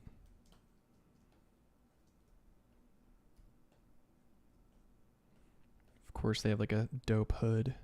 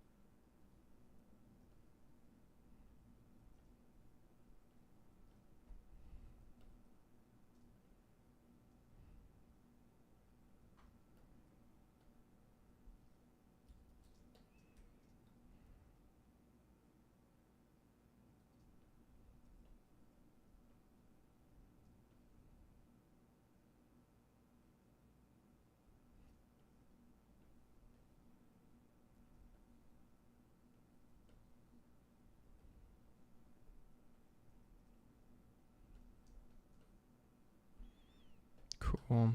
Just marking some placement because we want these things to feel grounded, eh?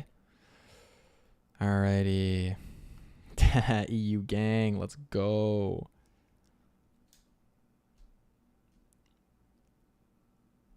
Hunter says first sketch low-key giving off Fortnite Driftkin vibes. Oh, I don't know that skin. Drift skin vibes.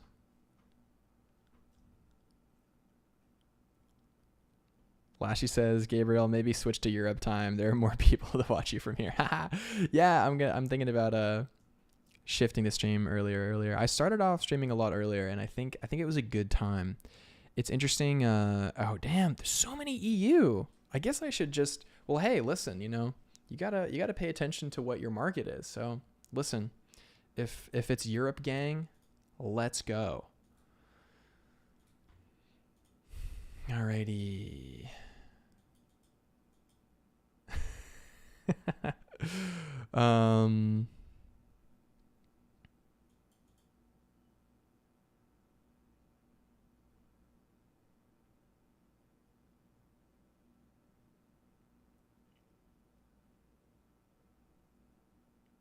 Nice. Ah, what lovely camaraderie going on in the chat right now. Okay. So let's take a look at our shapes here. Let's do a little shape overview. These are some good shapes, I think.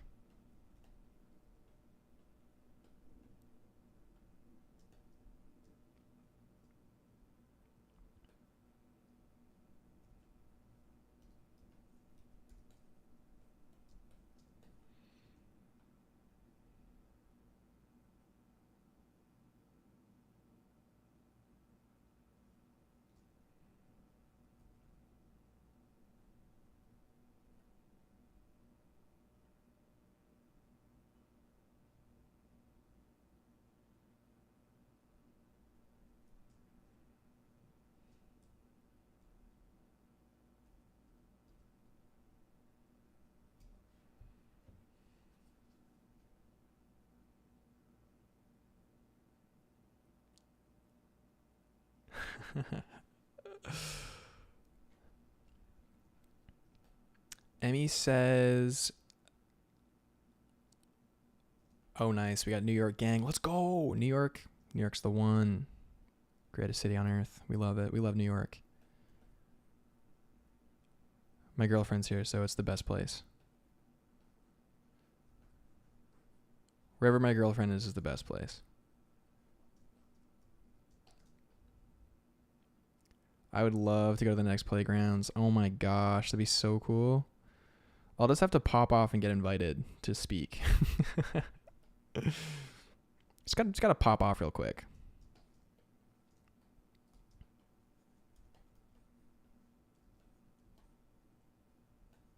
BRB while I pop off.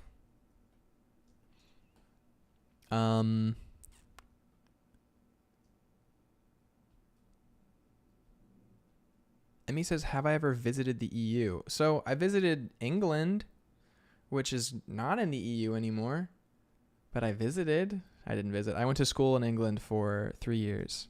I got a degree in illustration there at Norwich University of the Arts, which is a great school. Their illustration department when I was there was awesome. It was great. I learned a ton.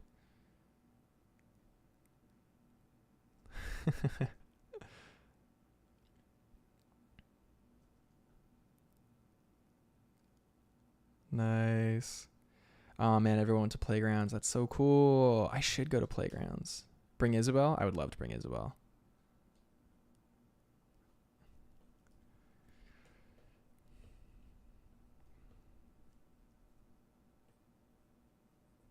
Europe trip.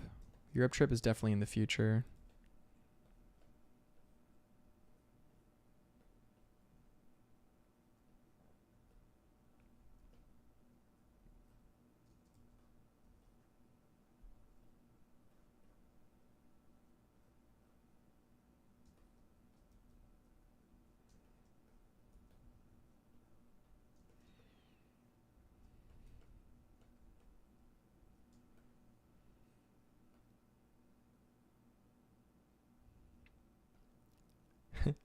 We'll have a great time showing you the best our country has to offer. Aww. Wait, that sounds like so much fun.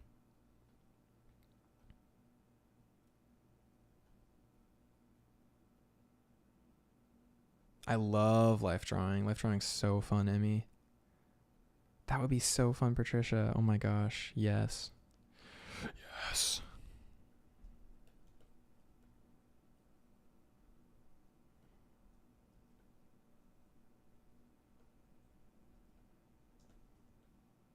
Yes.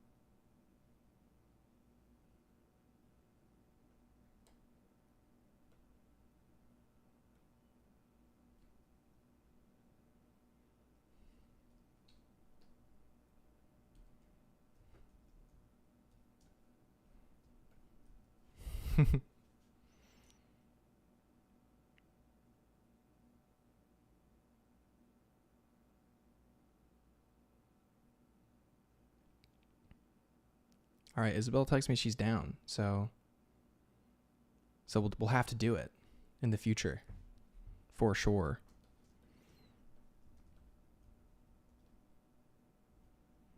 Did playgrounds already happen this year?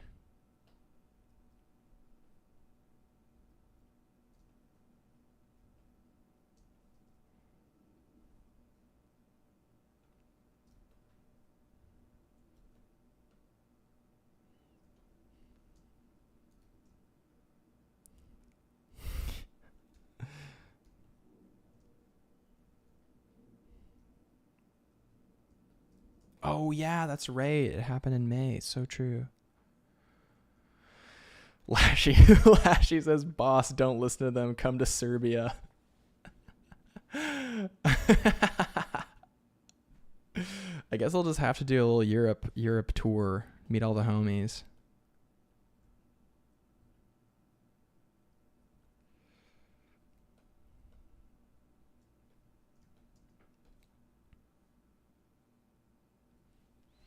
All right, let's bring this into our page with our other shinobi character.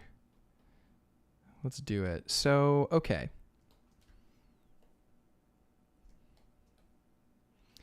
We did some pretty intense work today. We got a long way in. on this stuff. We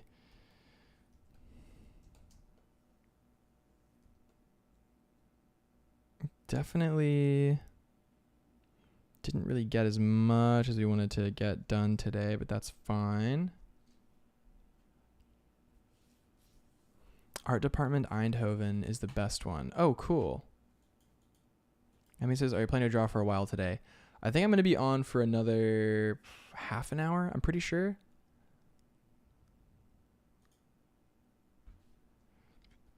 So we want to bring these into a little bit more clarity before we hop off today, I think. Okay, let's peel some of this back. Do we have another version of this just in case? All right, let's make another version just in case we have it.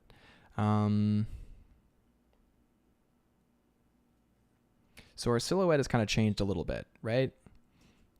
So now let's do a bit of a draw over. We'll keep this because it's kind of a cool gesture, I guess. But we'll make it smaller. Well, let's make this guy a lot smaller. We'll figure out what to do with them later. But our main drawing, we'll make it bigger. Yeah, let's try and get a cool drawing for this character here. At least from the profile. We'll do one little profile drawing.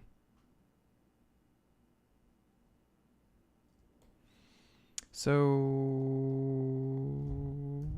okay. Let's use our 4H brush. This is a fun brush. Right? Yeah.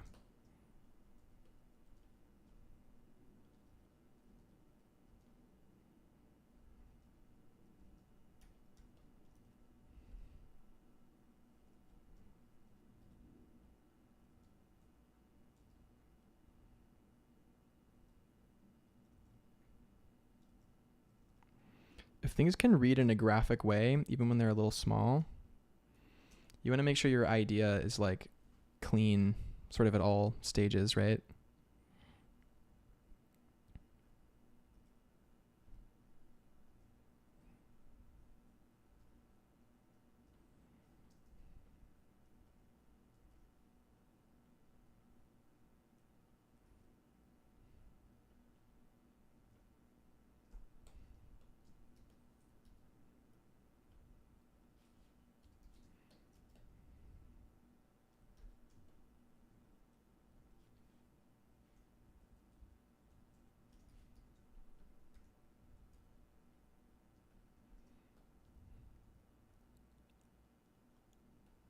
Hunter says, can we get a brief overview of all your characters thus far? 100%.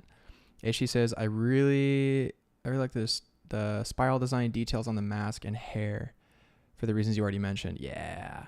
Emmy says, okay, I think I'll be heading off now. Get up at 7, go to the gym, destroy my precious artist arms. That's good. Definitely get a lot of macro exercise in, guys. Protect your wrists and arms from tennis elbow and stuff. Yeah, it was great to see you on here, Emmy, and definitely catch you on the next one for sure. The next stream is on Thursday.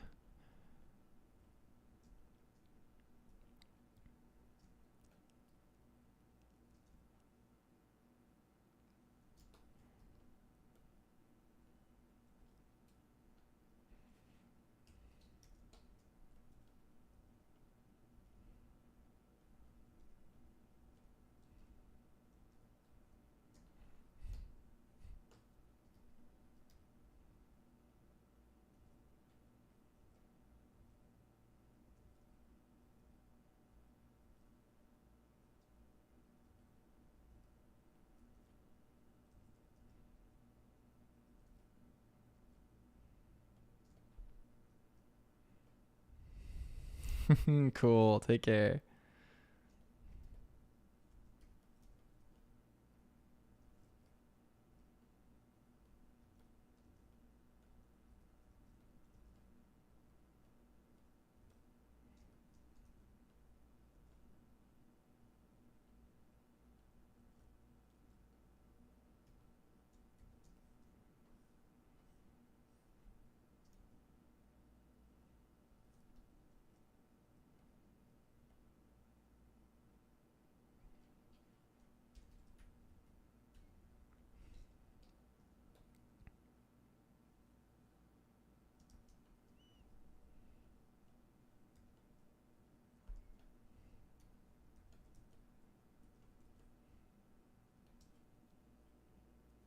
All right, so what we're looking for here is appealing silhouette, and we want the mask to be a really bold statement of the design. Because the mask is going to be like a very, very stark white. This design is going to be a lot of white on black. The black is going to kind of like mix up the white. So we're framing the white around a lot of black here is what we're going to be doing.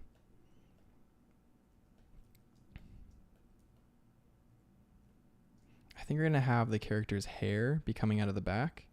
That seems like a pretty cool idea.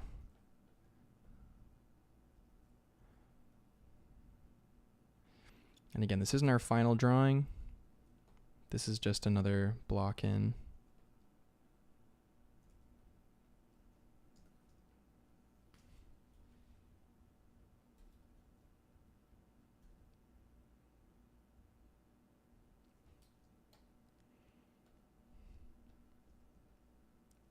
Cool, cool.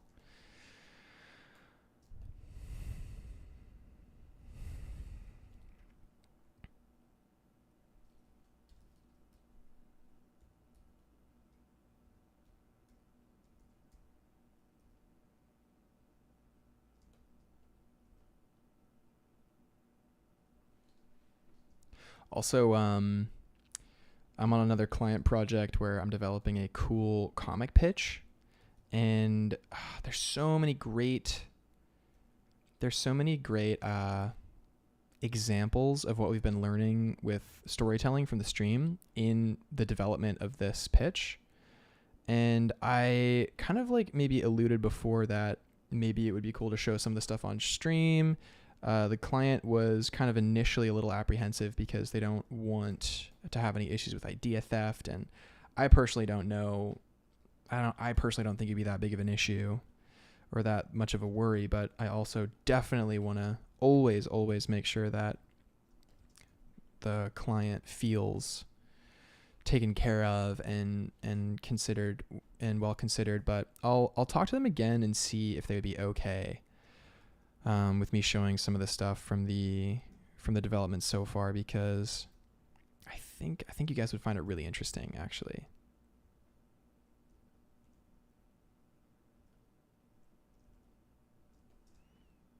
But we always want to be putting our client first, always. Never ever reveal anything under NDA or anything like that.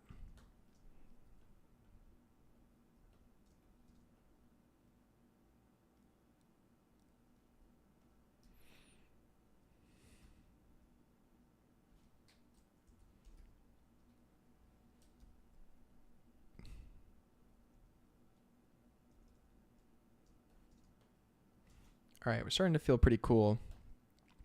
I think posture-wise, we want to maybe put the head back a little. And we're learning our angles here, what works.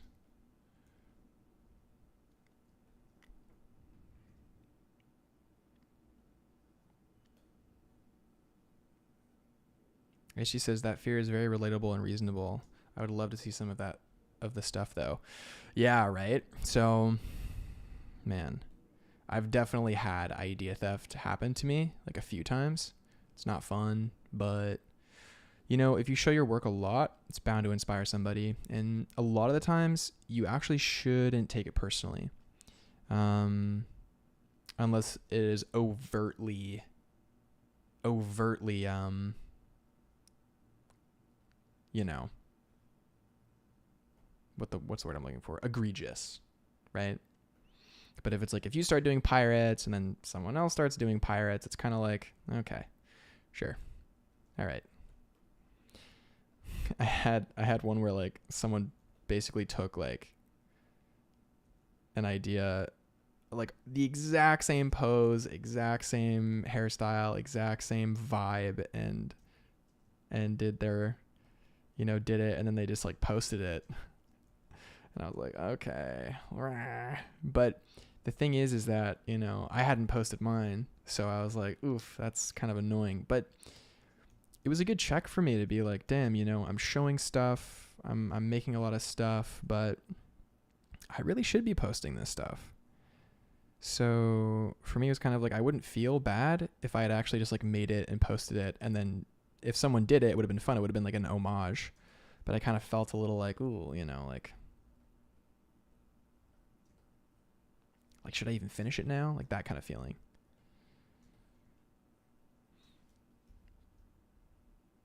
All right, we're noodling in this zone here, which is not good. So let's break out of the noodle. I mean, our under sketch is not doing us any favors. It was a very, very bad under sketch. So we can't be upset, to be honest.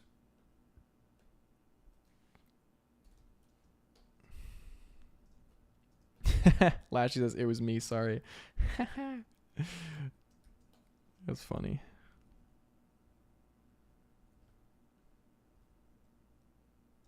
Myth Conception says Sean Cheeks Galloway did almost all the design work for the Big Hero 6 via a test, and then Disney didn't hire him but took and used all his designs. Man.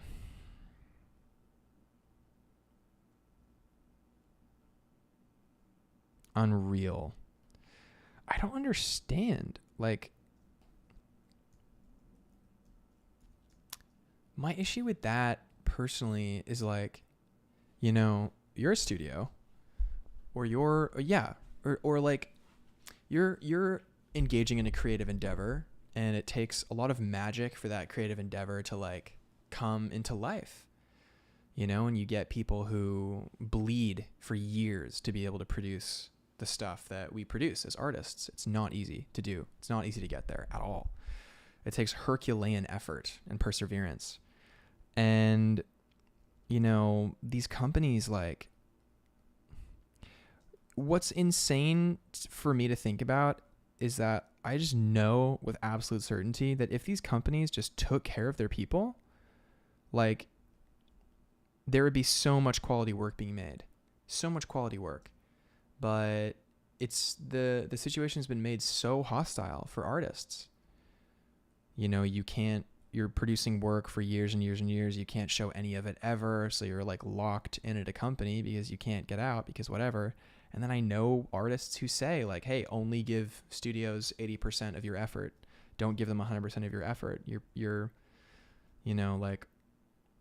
like I know people who say like never try your hardest on a project, never overwork yourself, never do this. And it's like this weird thing of like this aggressive relationship between companies underappreciating, underpaying artists, and then artists like not delivering their full energy or capacity or effort and not being fully engaged. So it's like a weird relationship. You'd think you'd want to just take care of each other.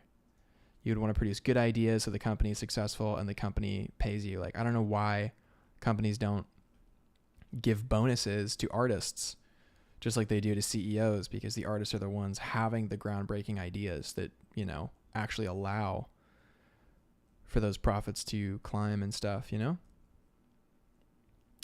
I don't know. It's a little bit unjust to me. HT says the most positive takeaway from this would be that someone thought so highly from your work they stole it. Yeah. Well, that is one way to take it, as a compliment, right? Which I did. I did take it as a compliment. I'm like, oh, damn. If my ideas are getting jacked like this, like, I should start applying to the company that this guy is working for.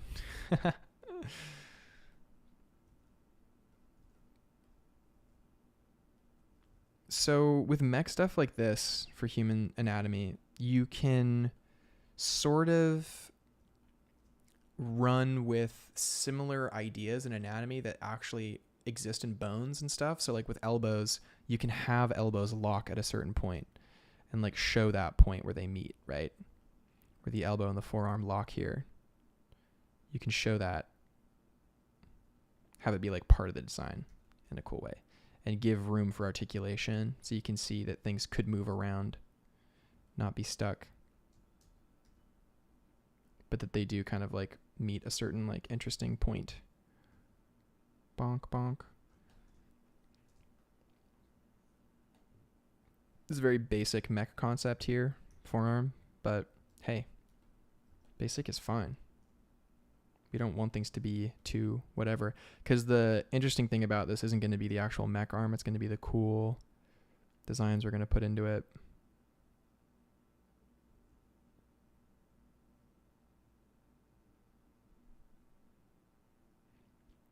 Have some interesting flow.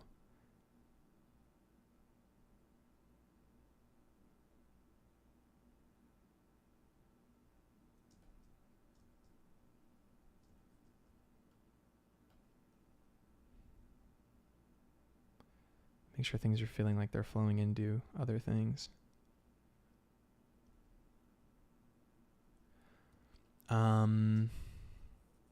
Myth Conception says, on the other side, I'm reading Creativity Inc. by Ed Catmull. That's an incredible book. Creativity Inc. is an incredible book. Definitely read Creativity Inc.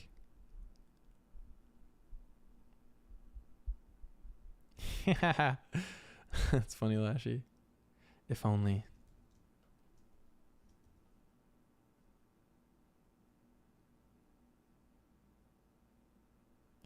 But yeah, that always really weirded me out. One person I've been looking at a lot recently has been, what's his name?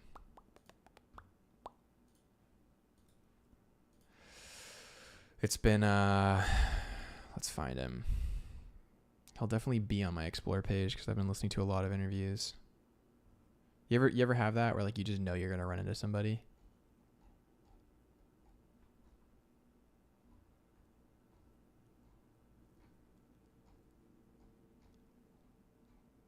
Oh man, I've been back on the Andrew Huberman train. Love that guy. What an incredible guy.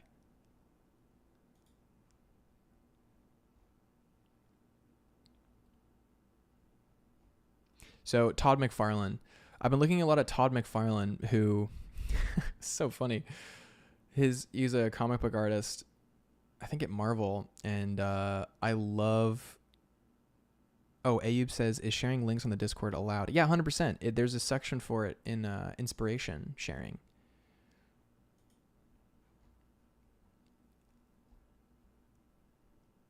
Yeah, totally allowed. So, oh, interesting. I see. Yeah, you can totally share that, Ayub. That's fine. Mojo's back. Let's go. Sick. Okay, but do you guys see how even just adding in the spirals on the mech arm adds so much? So sometimes when you're designing something and you're like, the mech arm has to be cool, it's like something simple can be cool if you let it be simple. But yeah, sorry, double tangent there. So Todd McFarlane is interesting because he worked for Marvel, and him and some other artists, he started talking about unionization with other artists. And in that conversation about unionization, he essentially kind of just sort of got enough of the top artists there to start their own company, their own comic book company called Image Comics. And from there, they made toys. From there, they made movies and stuff like that. But this idea of independence was great because everybody owns their own IPs at Image Comics, which is like so sick. And you just do deals like through that basically. But what a miraculous and wonderful idea. Unfortunately, with animation, it's a lot harder because there's a lot more moving parts to animation than in comics. Because in comics, it's like, writer, artists, editor, publishing, print. It's like with animation, there's a million guys to make sure that Rapunzel's hair looks epic. You know what I mean? It's a little bit hard to do that indie. But then guys like Tom Moore will start Cartoon Saloon, So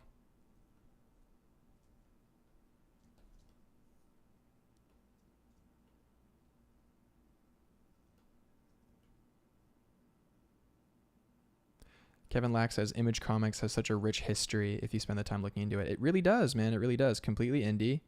They made their thing happen, and they're like the best deal in comics still.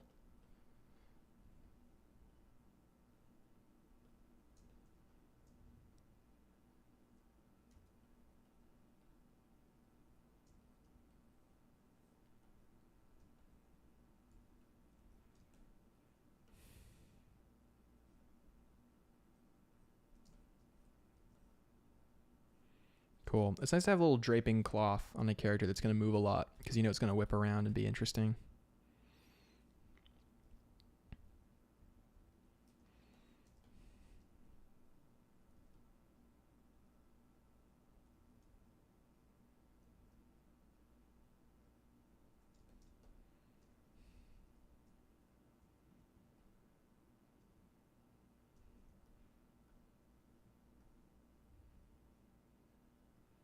Mojo says Worthy Kids is the GOAT for indie animation. Worthy Kids is amazing.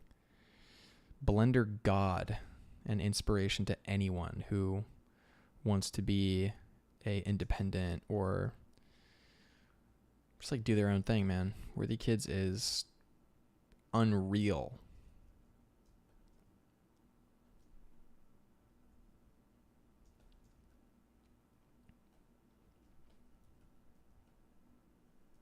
Same concept for the mech legs, right? We want to show knees in a similar way, so you see the point in which they hit, right? They hit into the other piece. But actually here, because we're going for like a fox leg aesthetic, there's going to be another joint point at this section area. It's going to come down and splay out. So the foot here, we can design a lot of different ideas for how we can make the foot work in like a mech concept. But for now, we'll scribble it in. There's also an opportunity. Ooh, that looks bad.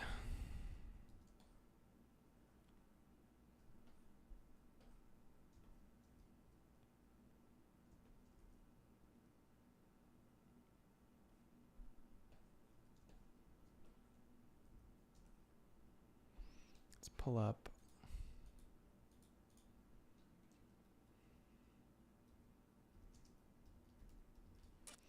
Guys, when in doubt. When in doubt. Skeleton of a fox, baby. When in doubt. We turn to science. Yes. So, let's go back to our drawing. So we have the hips are here, obviously. Knee's going to be higher. Knee's going to be like up here, pretty much.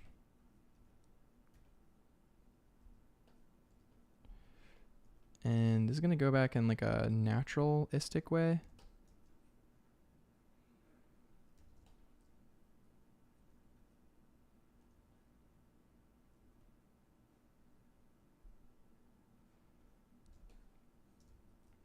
Actually, this would be straight, even though there would be another joint here. There would be like a plane change. Okay, that's the issue. There just needed to be a plane change. So from this angle, it looks almost straight. But from the side, it's like this. It's like it would go back and then down. It would be like a full curve, pretty much. But because we're looking at it from this angle, this seems flat. This seems like this.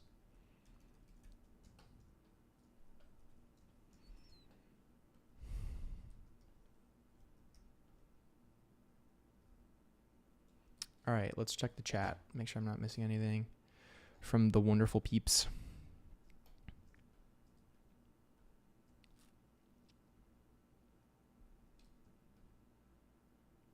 Abe says, does the detail on the armor get refined the more you move forward? It depends. This is just a block-in drawing. Like, I'll use this for the final on the page, but it's not going to be like the money shot drawing of the character. But yeah, the armor will get more refined. It won't get refined in the way that like maybe you're expecting, but it will get refined. Like, for instance, you know, bringing something like this into color, you would show some maybe sections of the spiral getting hit with different light, and like certain things will glean, and you can be way more simple than you think you have to be with it, which is what we're going to go for. We're going to be much more simple than we have to be, because we're not trying to win the ArtStation challenge. We're not trying to do anything like that. We're just trying to show our skill.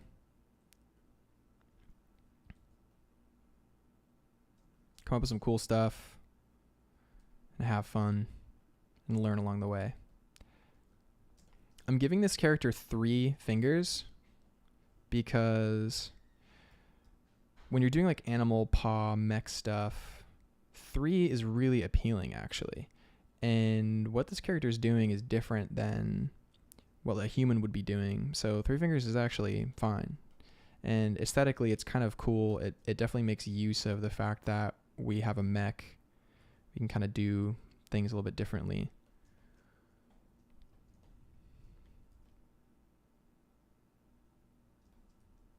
Give him his wakizashi.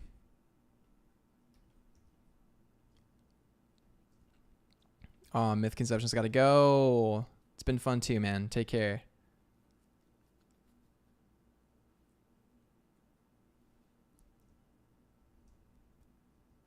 Kevin says, Worthy Kids uses a lot more 3D animation than you'd think. Oh, completely. Patricia says, you're not precious about your lines. I can learn from that. Yeah.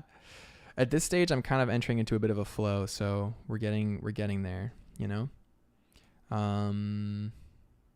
It's good to move forward, not get stuck. Mojo says, I know, right? It looks super subtle when viewing the final product, but its whole process is just 3D with 2D faces mostly. Yeah, it's Worthy Kids is so good.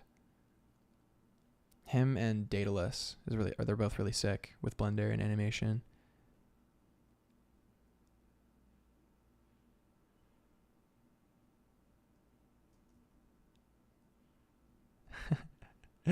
Patricia says it's funny how many icons or names I recognize from all Discord servers. Yeah, it's true. I know people are around, man. It's kind of sick. It's kind of sick. Heck yeah. Let's go. I'm very loungy right now in my chair. I'm very not ergonomic right now. I'm also like so little. I'm like little in my camera. That's so funny. Okay. Let's see. Let's continue here. So again, we want to make room for the pelvis. So joints like this, we want to make sure nothing's going to get in the way. Like sometimes when you do a mech, you have a subconscious idea that it can't move very well. We don't want that here. We want it to feel like it can 100% move in so many different ways. So we're going to make the hips a little more of like their own thing.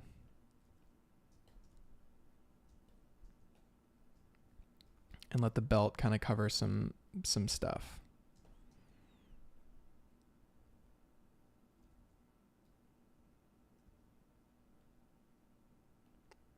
We'll fake some technology there. Character's definitely got a little cod piece kind of vibe going on. So kind of a mechanized dude. All right, let's zoom out, see how he looks. Okay, silhouette's feeling pretty good actually. That's feeling pretty sick. Nice. So we've got some good lines. We got this line here going up into the hood. So one thing to add to the silhouette would be a more distinct hood actually. Right? That feels pretty cool. Maybe kind of like a popped collar coming out on this side. Maybe. What else? He's got his wakizashis, which is such a sick name. I'm going to say it again.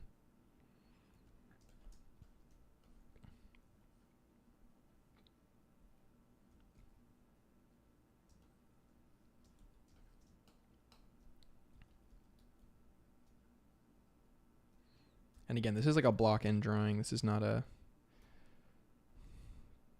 final design drawing. Although putting some color on this, like I would hand this to an AD if I just drop some color in, change a couple things. Like this isn't unusable. Because again, guys, we're designing a character. We're not illustrating a character.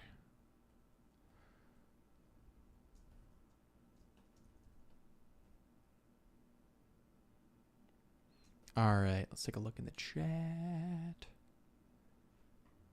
Lashley says, yo, I just made some dope sketches for my next character. Let's go. Or creature. It's all because I actually drew while watching you draw too. And that means I'll go to sleep very soon. Nice. That's epic, dude. Nice.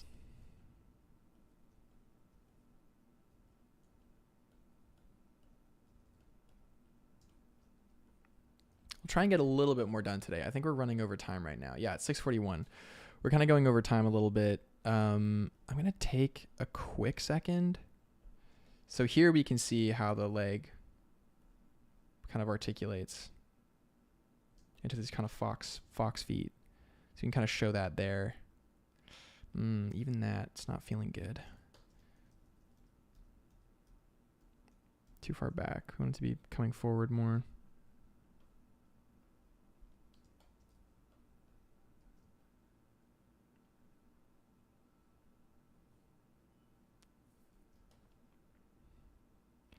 You know, we want this guy maybe a little bit more like that.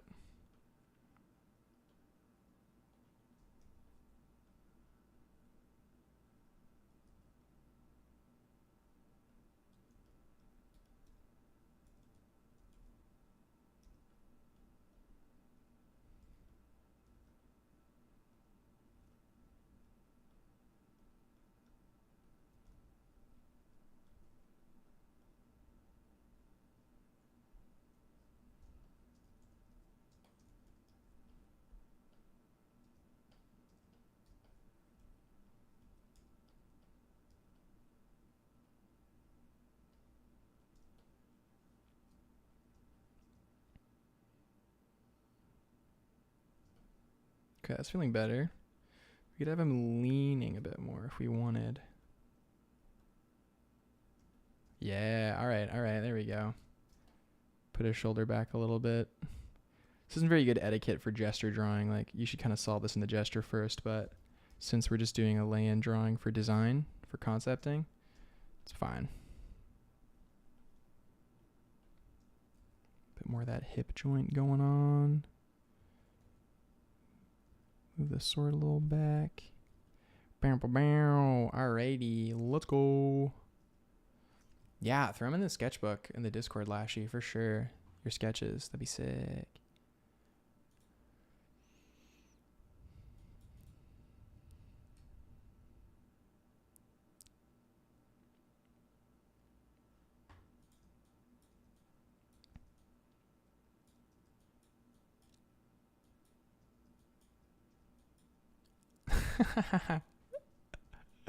All right, Lashy, take care, man. All the best.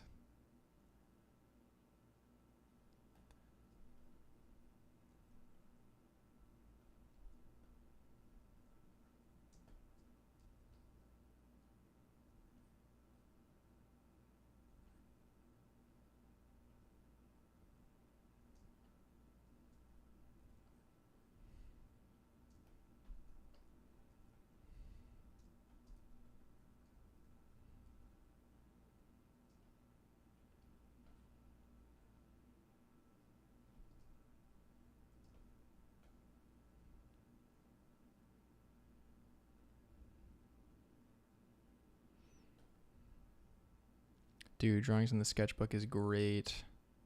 So good for your skills.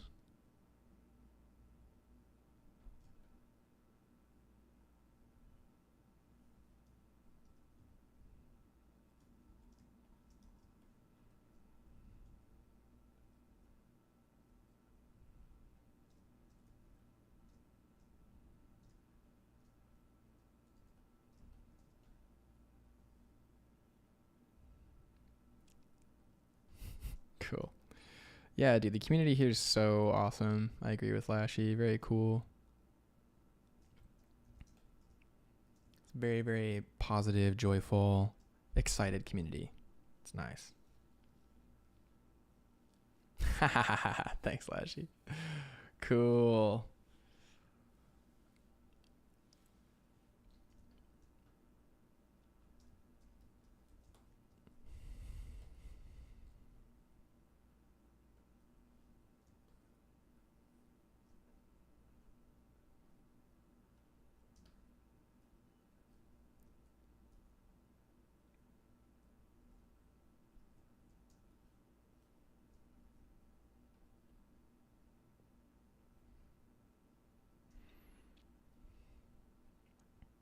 Okay, this is interesting. Kind of having big, chunky, spirally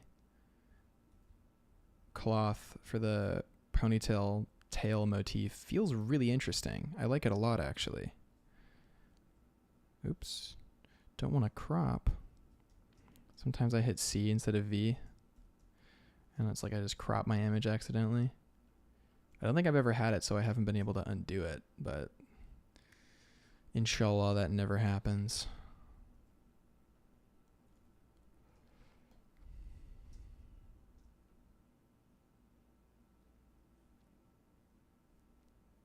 Cool. Cool, man. All right, sick. This guy feels pretty darn strong to me. Like, so this silhouette is feeling good. So I'm going to take advantage of this flow. And oh, wait.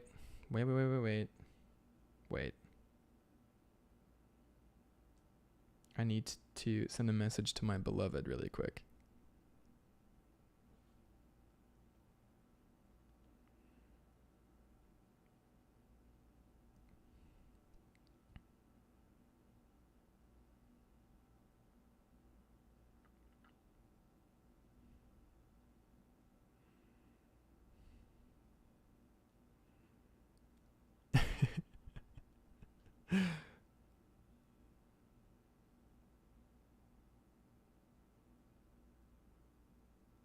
Just had to ask, just had to confirm a plan.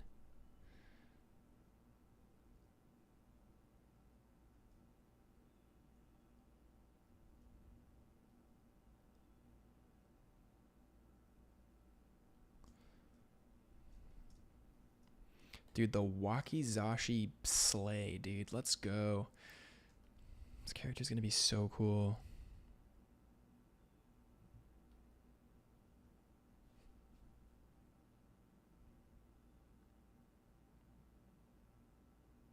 Okay, I have some time.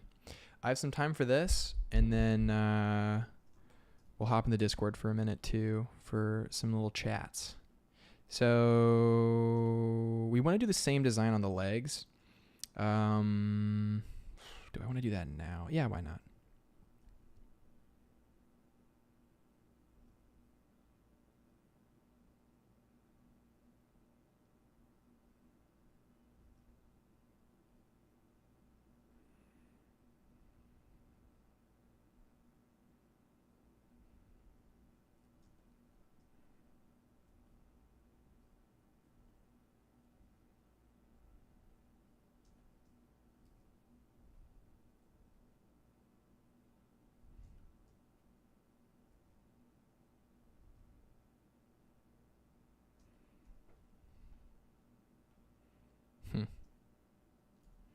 Okay, we want it to feel very flow-esque. We want the energy to be preserved. Like when you're doing patterns, you want to make sure the patterns are consistent with the energy of the character and the whole piece, right? You don't want to have patterns that are like stopping movement or anything.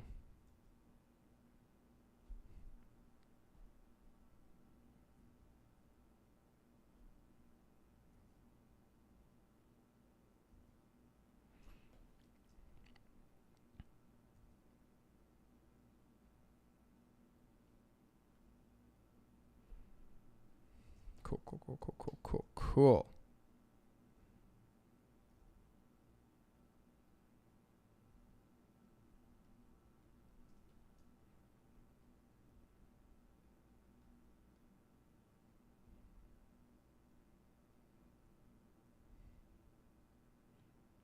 If you want to improve your designs in pattern, just draw like 100 patterns. Just fill your sketchbook with patterns, you know. If you do a character, just freehand design a cool pattern.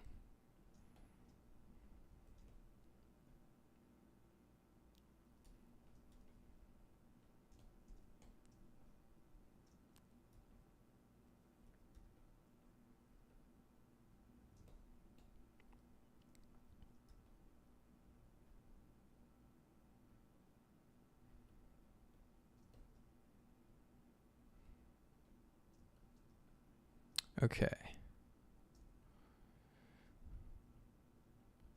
We're gonna go under now. We're just gonna block in some colors.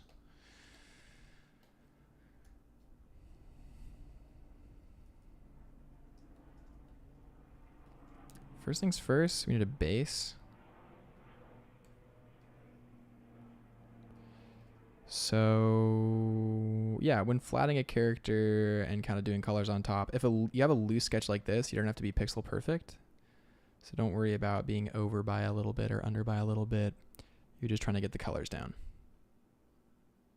No one's going to yell at you for being off a pixel.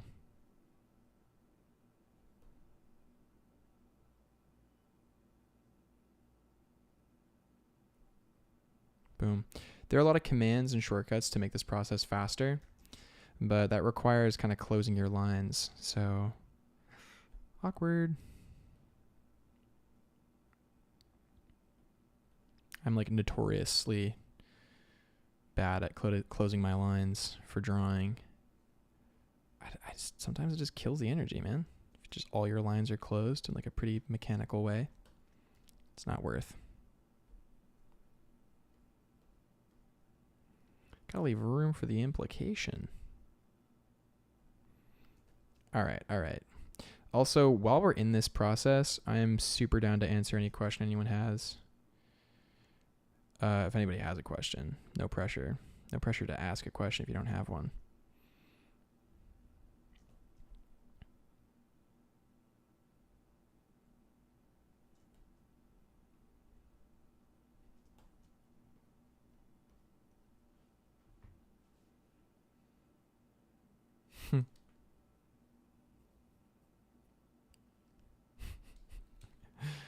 Cool.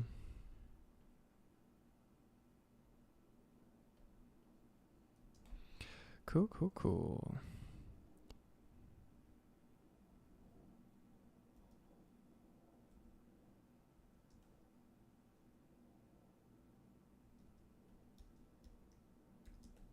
I don't know if I want that yet. Yeah, let's try it. Let's try having the cape extend back a little bit there. That'd be cool. Or not really a cape, but a little flowy bit.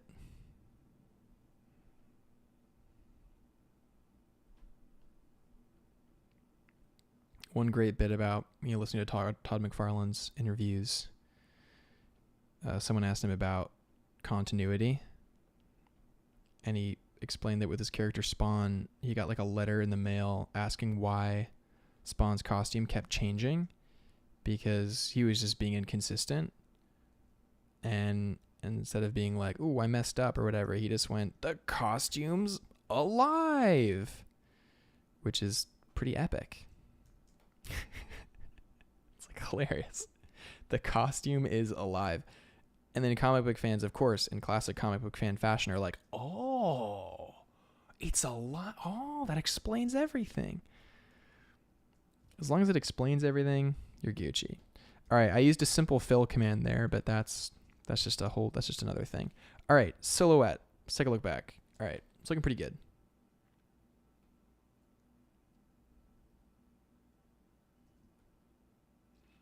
HG asks, how far we would develop each design for the 5 characters for this challenge if you plan to finish it? Buddy, I don't know.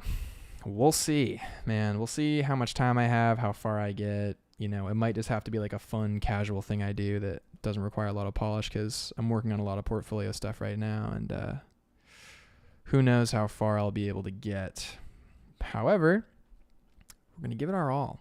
I'll tell you that much. We're going to give it our all. My goal or my hope is to bring it to like this level of quality. So we have like a good drawing with some colors underneath and some lighting on top. That's the plan. For now, we are still kind of blocking in, seeing what we want to do,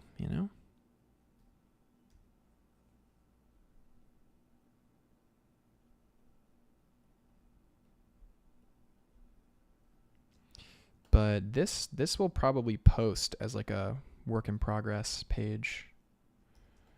We'll probably do that, and because you got to post some work in progresses for each of these guys. So we'll see how far we get this week, because I'm going to be working on this project pretty exclusively this week, I think. Try and maybe wrap it up. Who knows? Who knows how far we'll get? It always takes longer than we expect, so we'll see.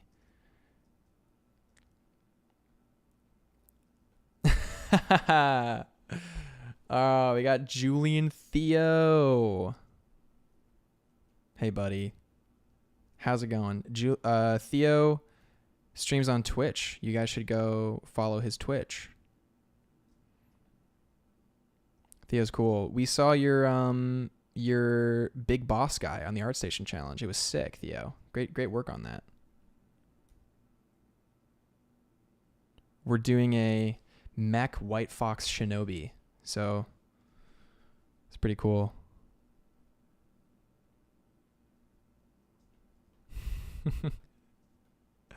How you doing, man?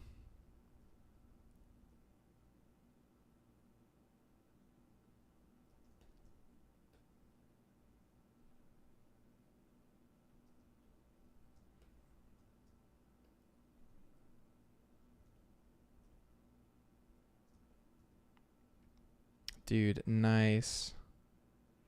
Yeah, it's awesome that everybody's starting to stream now. It's great. More art streams. Dude, life is good. New York is good. Things are good. Just living the good life, man. Yeah, the work I have now is really engaging. But gonna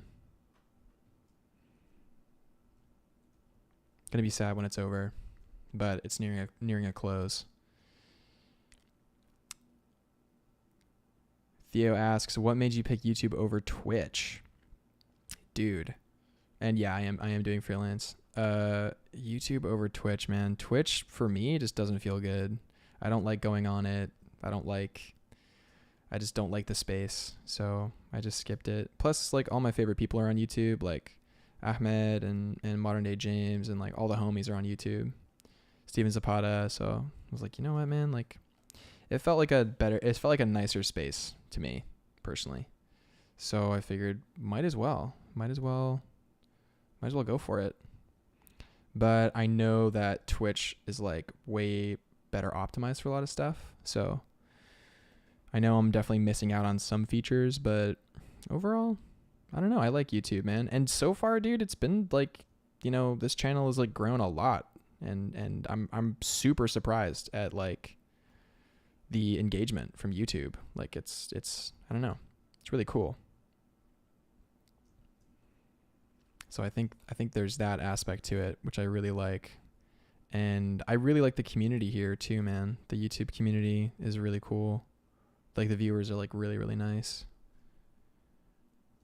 Dude, yeah. You should switch to YouTube, Theo. I'm just joking. Twitch. I feel like Twitch is its own vibe with its own particular audience. And I don't know, man. I don't know if I fit in Twitch world. Also, I've heard that like visibility on Twitch is like, it's so hard to like break through. Theo says 2 weeks ago, I did an art test for Ryan's company. We might start working together on the same project. Dude, that's sick. Dude, that'd be epic. That'd be so epic.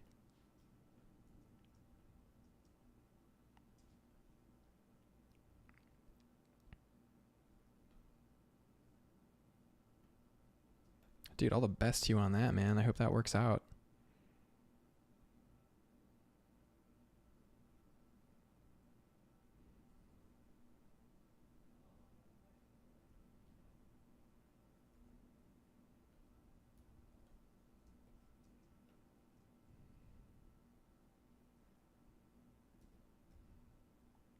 Yeah.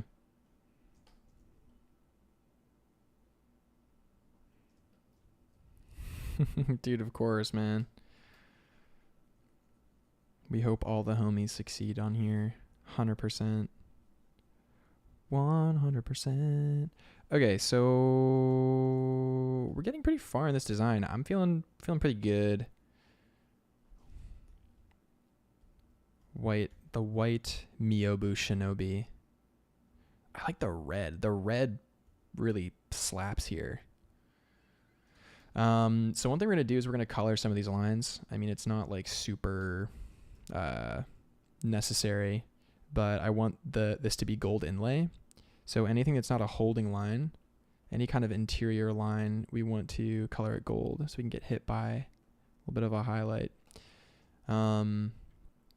That's the kind of vibe we're going with here. Like a cool inlaid, very decorative character who like is there but you never see them, and if you do see them it's like too late kind of vibe, you know? Like this guy knows when you were born, he knows when you're gonna die, and he tells everything to the nine-tailed lord of shadow.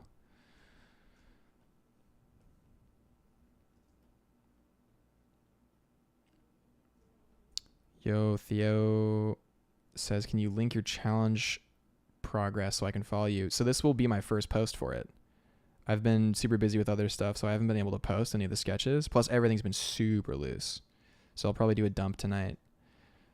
But I will link you, dude, for sure.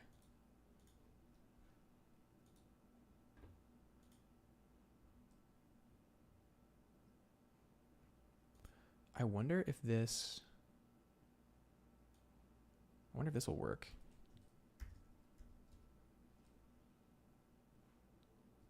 Yeah, cool. Yeah, you'll be first to see it. There it is in the chat. Boom, boom, boom.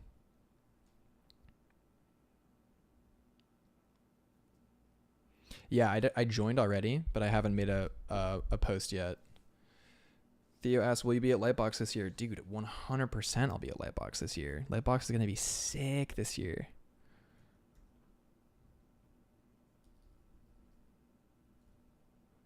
Cool. I want to do the gold around the eyes too on this guy. Let's make it really cool. Let's go.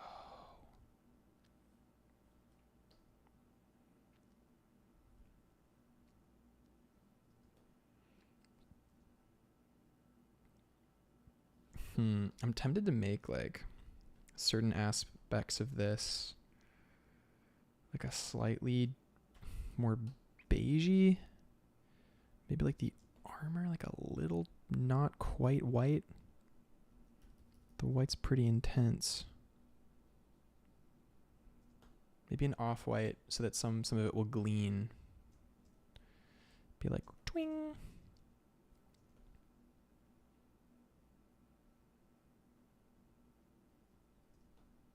Yeah, we'll do that. We will do that. But yeah, dude, Lightbox is going to be sick this year. I just have a feeling.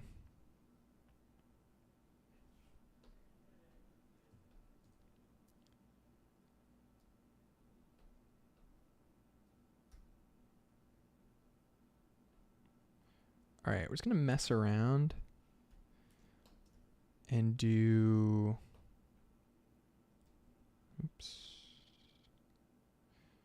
I'm going to do some closing thoughts, I think. Or like some... Let's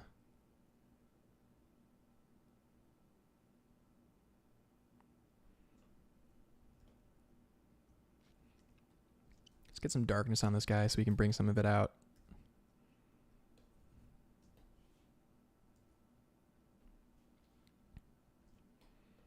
It's always better, in my opinion, to like mask your shadow layers and then, you know, do stuff on the mask.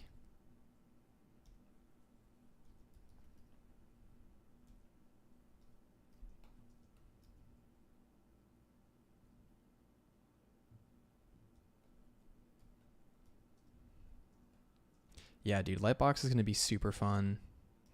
I'm really excited. I'm gonna see if I can get some feature work, man. Feature work is the goal out of this year's Lightbox.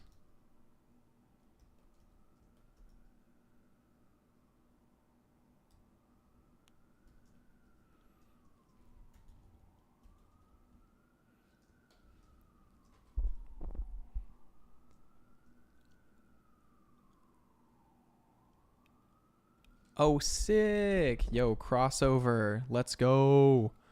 A crossover episode? Nice.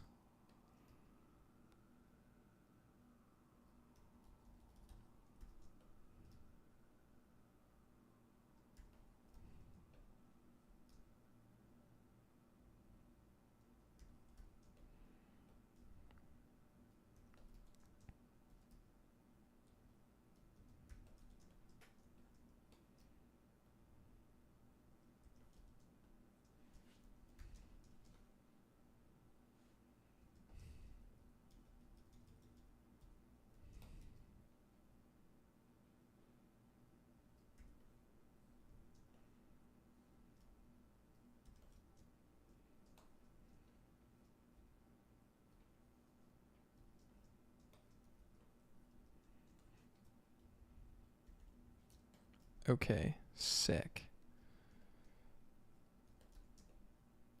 All right. We're pushing through. We're closing out here.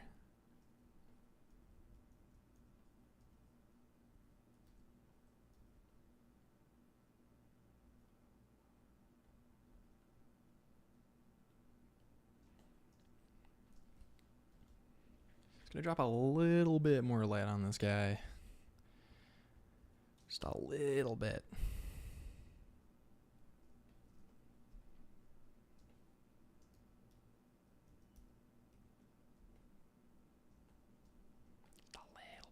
Cool.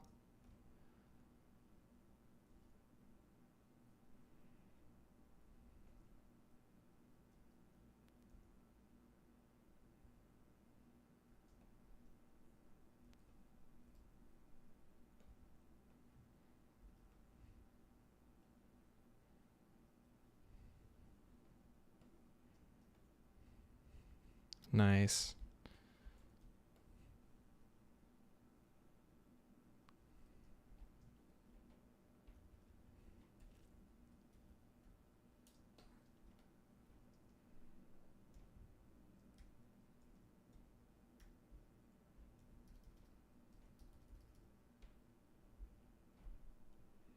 Materials.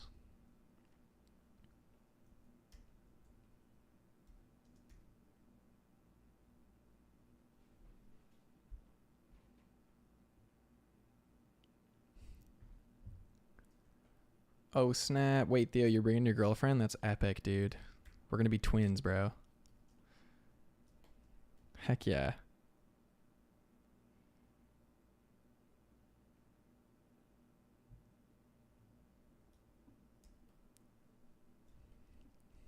That's sick.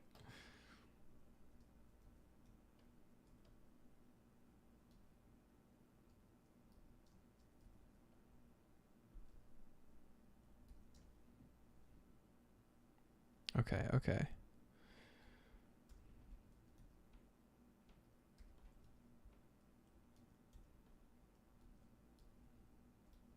Now that we're putting some edges on this and we're feeling some of the metallics, some of the textures, it's really coming to life, and we're really starting to feel the Neo Tokyo-esque vibe, right? We're really starting to feel it. This feels really cool.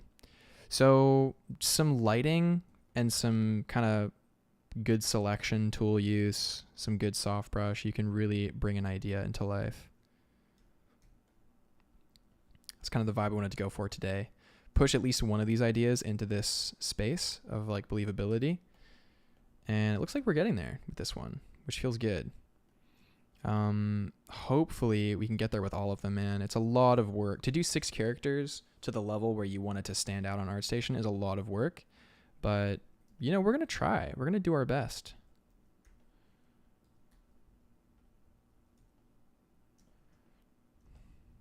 Definitely going to do our best, for sure.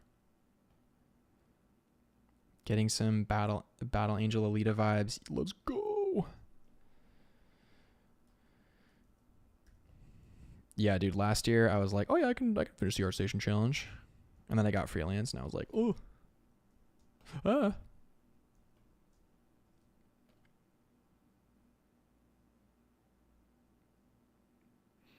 Yeah, exactly. It takes a lot of time. That's why I'm trying with this one to not do as much painting or rendering. It's number one, not my strong point, and number two, like, dude, it's so much work. Whenever I see guys who just like push everything to like a real polished finish, I'm always just so like, what are you doing? Like, what are you doing? Like,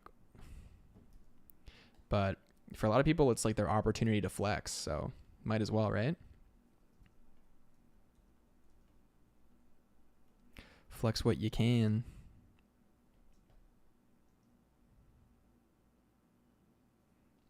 Okay, this is feeling pretty good.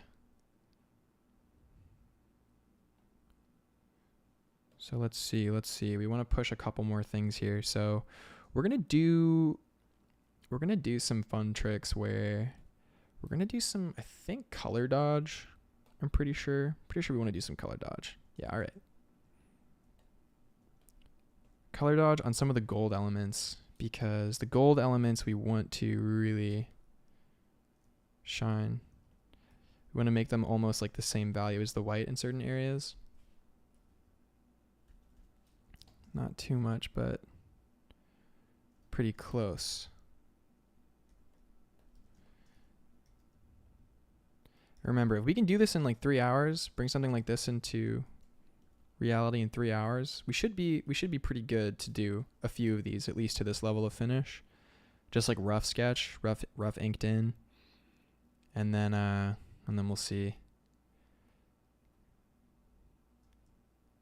Theo says, other than art, anything new and great in line with you. Social life poppin'. Last I spoke with you, you got a new lovely woman in your life. Yeah, dude. So, you know, living in New York has been amazing. Been here for almost a year. Not like officially living here for almost a year, but I've been here for almost a year, which is pretty darn cool. And yeah, man, like my girlfriend Isabel, she's the best. She's the light of my life. Very, very, very grateful to have her in my life. And yeah, man, life has just been really good. The new and exciting stuff has just been learning about myself in a way that I have not ever. Like, kind of being confronted with the reality of, like, you know, you think you're on top of it, like you think you know yourself, and you're just absolutely off base with a lot of stuff, and it, like, you got to reevaluate everything. And I did reevaluate everything, man, and it's been a really interesting process of reevaluation and like just pushing myself to like new levels of personal growth and development, and that's been incredible. It's been an amazing gift. And yeah, man, I felt compelled. One day I felt compelled to stream. I felt compelled just to go live, and I just went live, and I've just been doing a lot of that, actually, like just a lot of streaming. It's been so fun. I felt myself get so much better. It's kind of like getting back on the horse, if that makes sense. Like, the freelance I had for a while was starting to really stagnate my capacity. So it's been rough, but I'm on a new project now, which is a cool comic pitch project, which has been really, really sick. That's starting to close out. So yeah, hopefully we get some cool stuff. I want something very challenging next. I don't know what's next for me, but I want something really challenging if I can. That's the goal. And a lot of music. I've been doing a ton of music. It's been really, really great.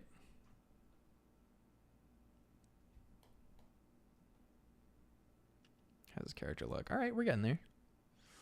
We're getting there.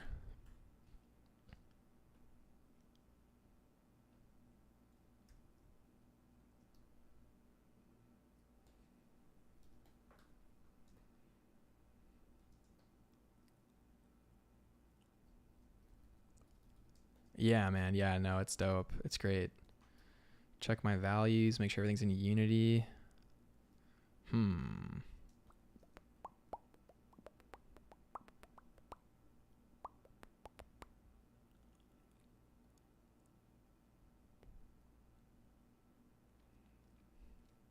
think I may want to use gray a little bit more. Yeah, I play guitar like every other white guy ever. It's prophesized, man. It's a canon event. Every white guy has to learn to play guitar. It's, you know, it's unfortunately a must. So, but I love guitar, man. Guitar is so fun.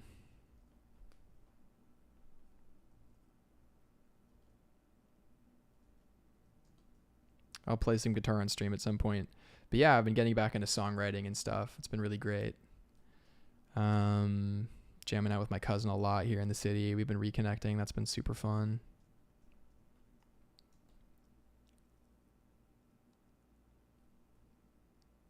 Ayub says, I wish I started it too. Yeah, dude, gotta learn some music, man. He plays the instruments of love. That's funny, Theo.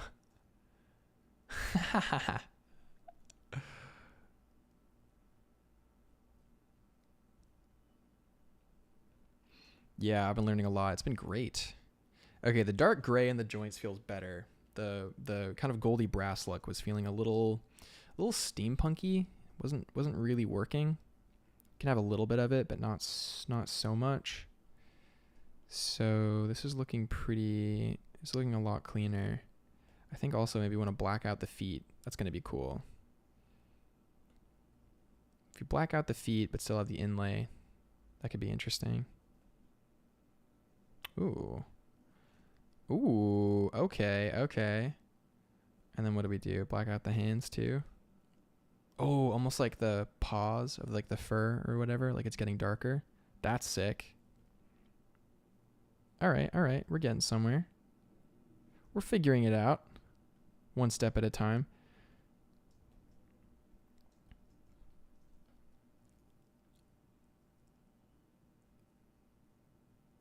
Willow says, did you hear Hozier's new album? The songwriting on that is immaculate. I have to.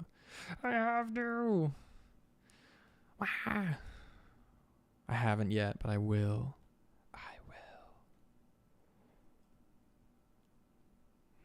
I feel like we need another couple spots for this red to shine. The red feels really cool on the eyes. Maybe we have it on the blades. Swing. If they're just red blades, they're just red. And of course we gotta remove the... That's interesting. Worth exploring.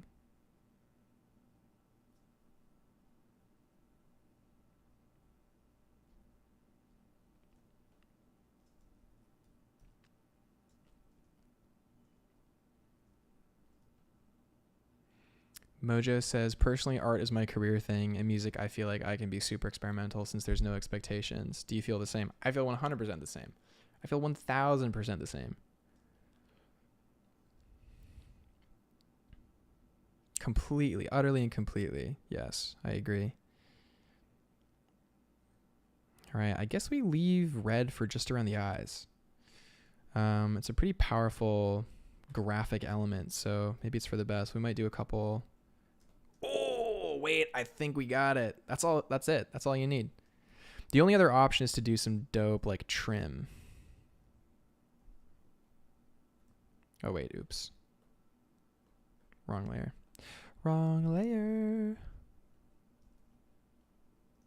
Boom. The other thing is maybe do some like trim.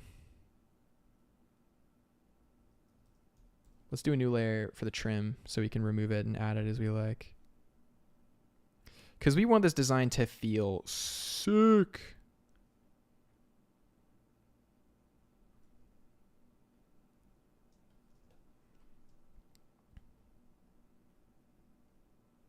Whoa, okay. Red trim so far is a go. This is sick. Yes. Look at this. Boom, baby. Just need some refinement, some pulling back in a couple areas, making it work. And I think we're Gucci. Some designs on the hood. We'll see. Becomes a bit much towards the bottom. Maybe we can fade it out.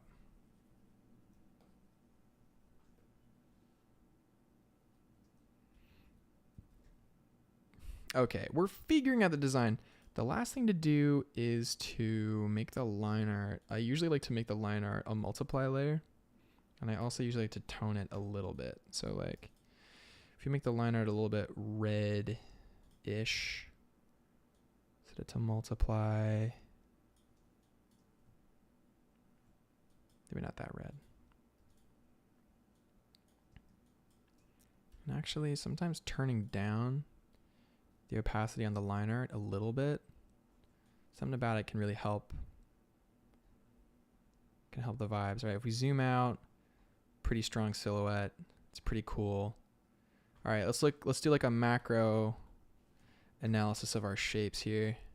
So we've got the nice fox head, right? This goes shunk, shunk. It's kind of the energy with like a break here, but it doesn't really count. But that's pretty good. Then it goes down. Another mirror of this scooping shape is here. There's another scooping shape. Down shape, down shape, down shape. That feels good. Hooks around here. It also kind of hooks up here a little bit. And then we've got these down shapes. It's feeling pretty dynamic. I think that this is the equivalent of like the T pose for this character. The only thing, okay, for the next sword, instead of doing a mirrored pose, which I had originally, I think I might do one where it's like up, like that. It'd have to be higher. That feels pretty cool to me. Maybe a little bit out. Something like that, because we want this character to feel like, you know, kind of dynamic. Maybe the other one's more passive. This one's more like, you know, something's going to happen maybe. We'll see. We'll also come with a cooler pose for the crouching one. Now that we have the new mask and stuff, we'll make it look really cool. Oh, Jay hopped in, but he has to go. That's okay. I mean, I'm actually going to sign off now, so it's great timing. But yeah. Theo says, I would say add some red towards the hilt, handle, or blade, since that seems like a secondary focal point. Yeah, we'll see, man. We'll see what comes up there. Dude, Jay also streams. Go follow Jay on Twitch. H says, just a thought, you could use the red as an indicator of danger. As soon as the red eyes are on, you know you have to watch actions. As soon as you see the red blades, when it's drawn, you run. Yeah, it could be.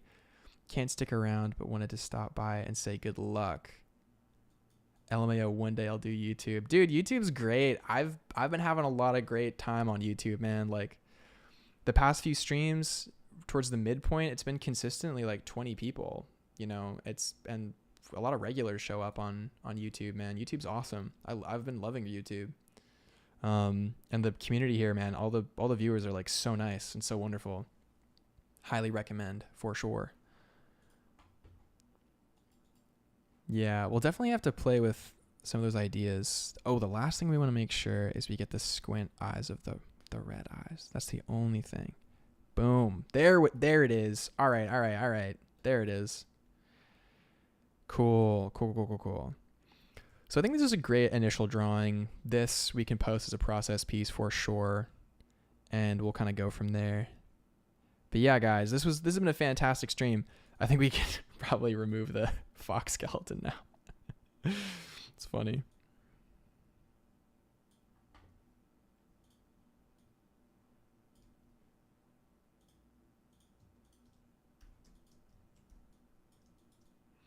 Yeah, compared to that original drawing, it's feeling very strong.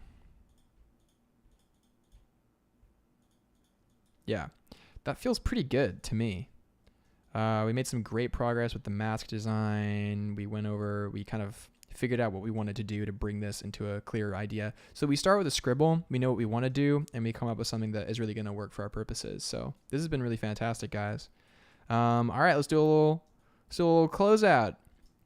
Thank you so much for joining me today, everybody. And if you're watching this live, thank you so much for tuning in. It's been an absolute pleasure. You're an absolute champion. I always love the engagement, the questions you guys ask, the feedback you guys give. It's always super fun. I think we learned a lot today. And if you're watching back the recording, wow, you made it to the end. You're an absolute champion. As always, if you had a fun time, definitely drop a like. And if you want to catch future streams, you can subscribe and turn on notifications if you want. Yeah, if you want to join our Discord, we have a really fun Discord community. It's really small right now. It's linked to our Patreon. So the Patreon is just $3 a month. You guys can join the Discord, and we do character design challenges right now twice a week. We're going to up it to 3 times, and we're going to add some new events in there too. So yeah, like, cool. Thanks for joining, everybody. And I will catch you on the next one. The next stream is on Thursday, 2 days from now, Thursday and then Friday. Oh, you guys are nice. All right. I'll catch you guys on the next one. Peace out.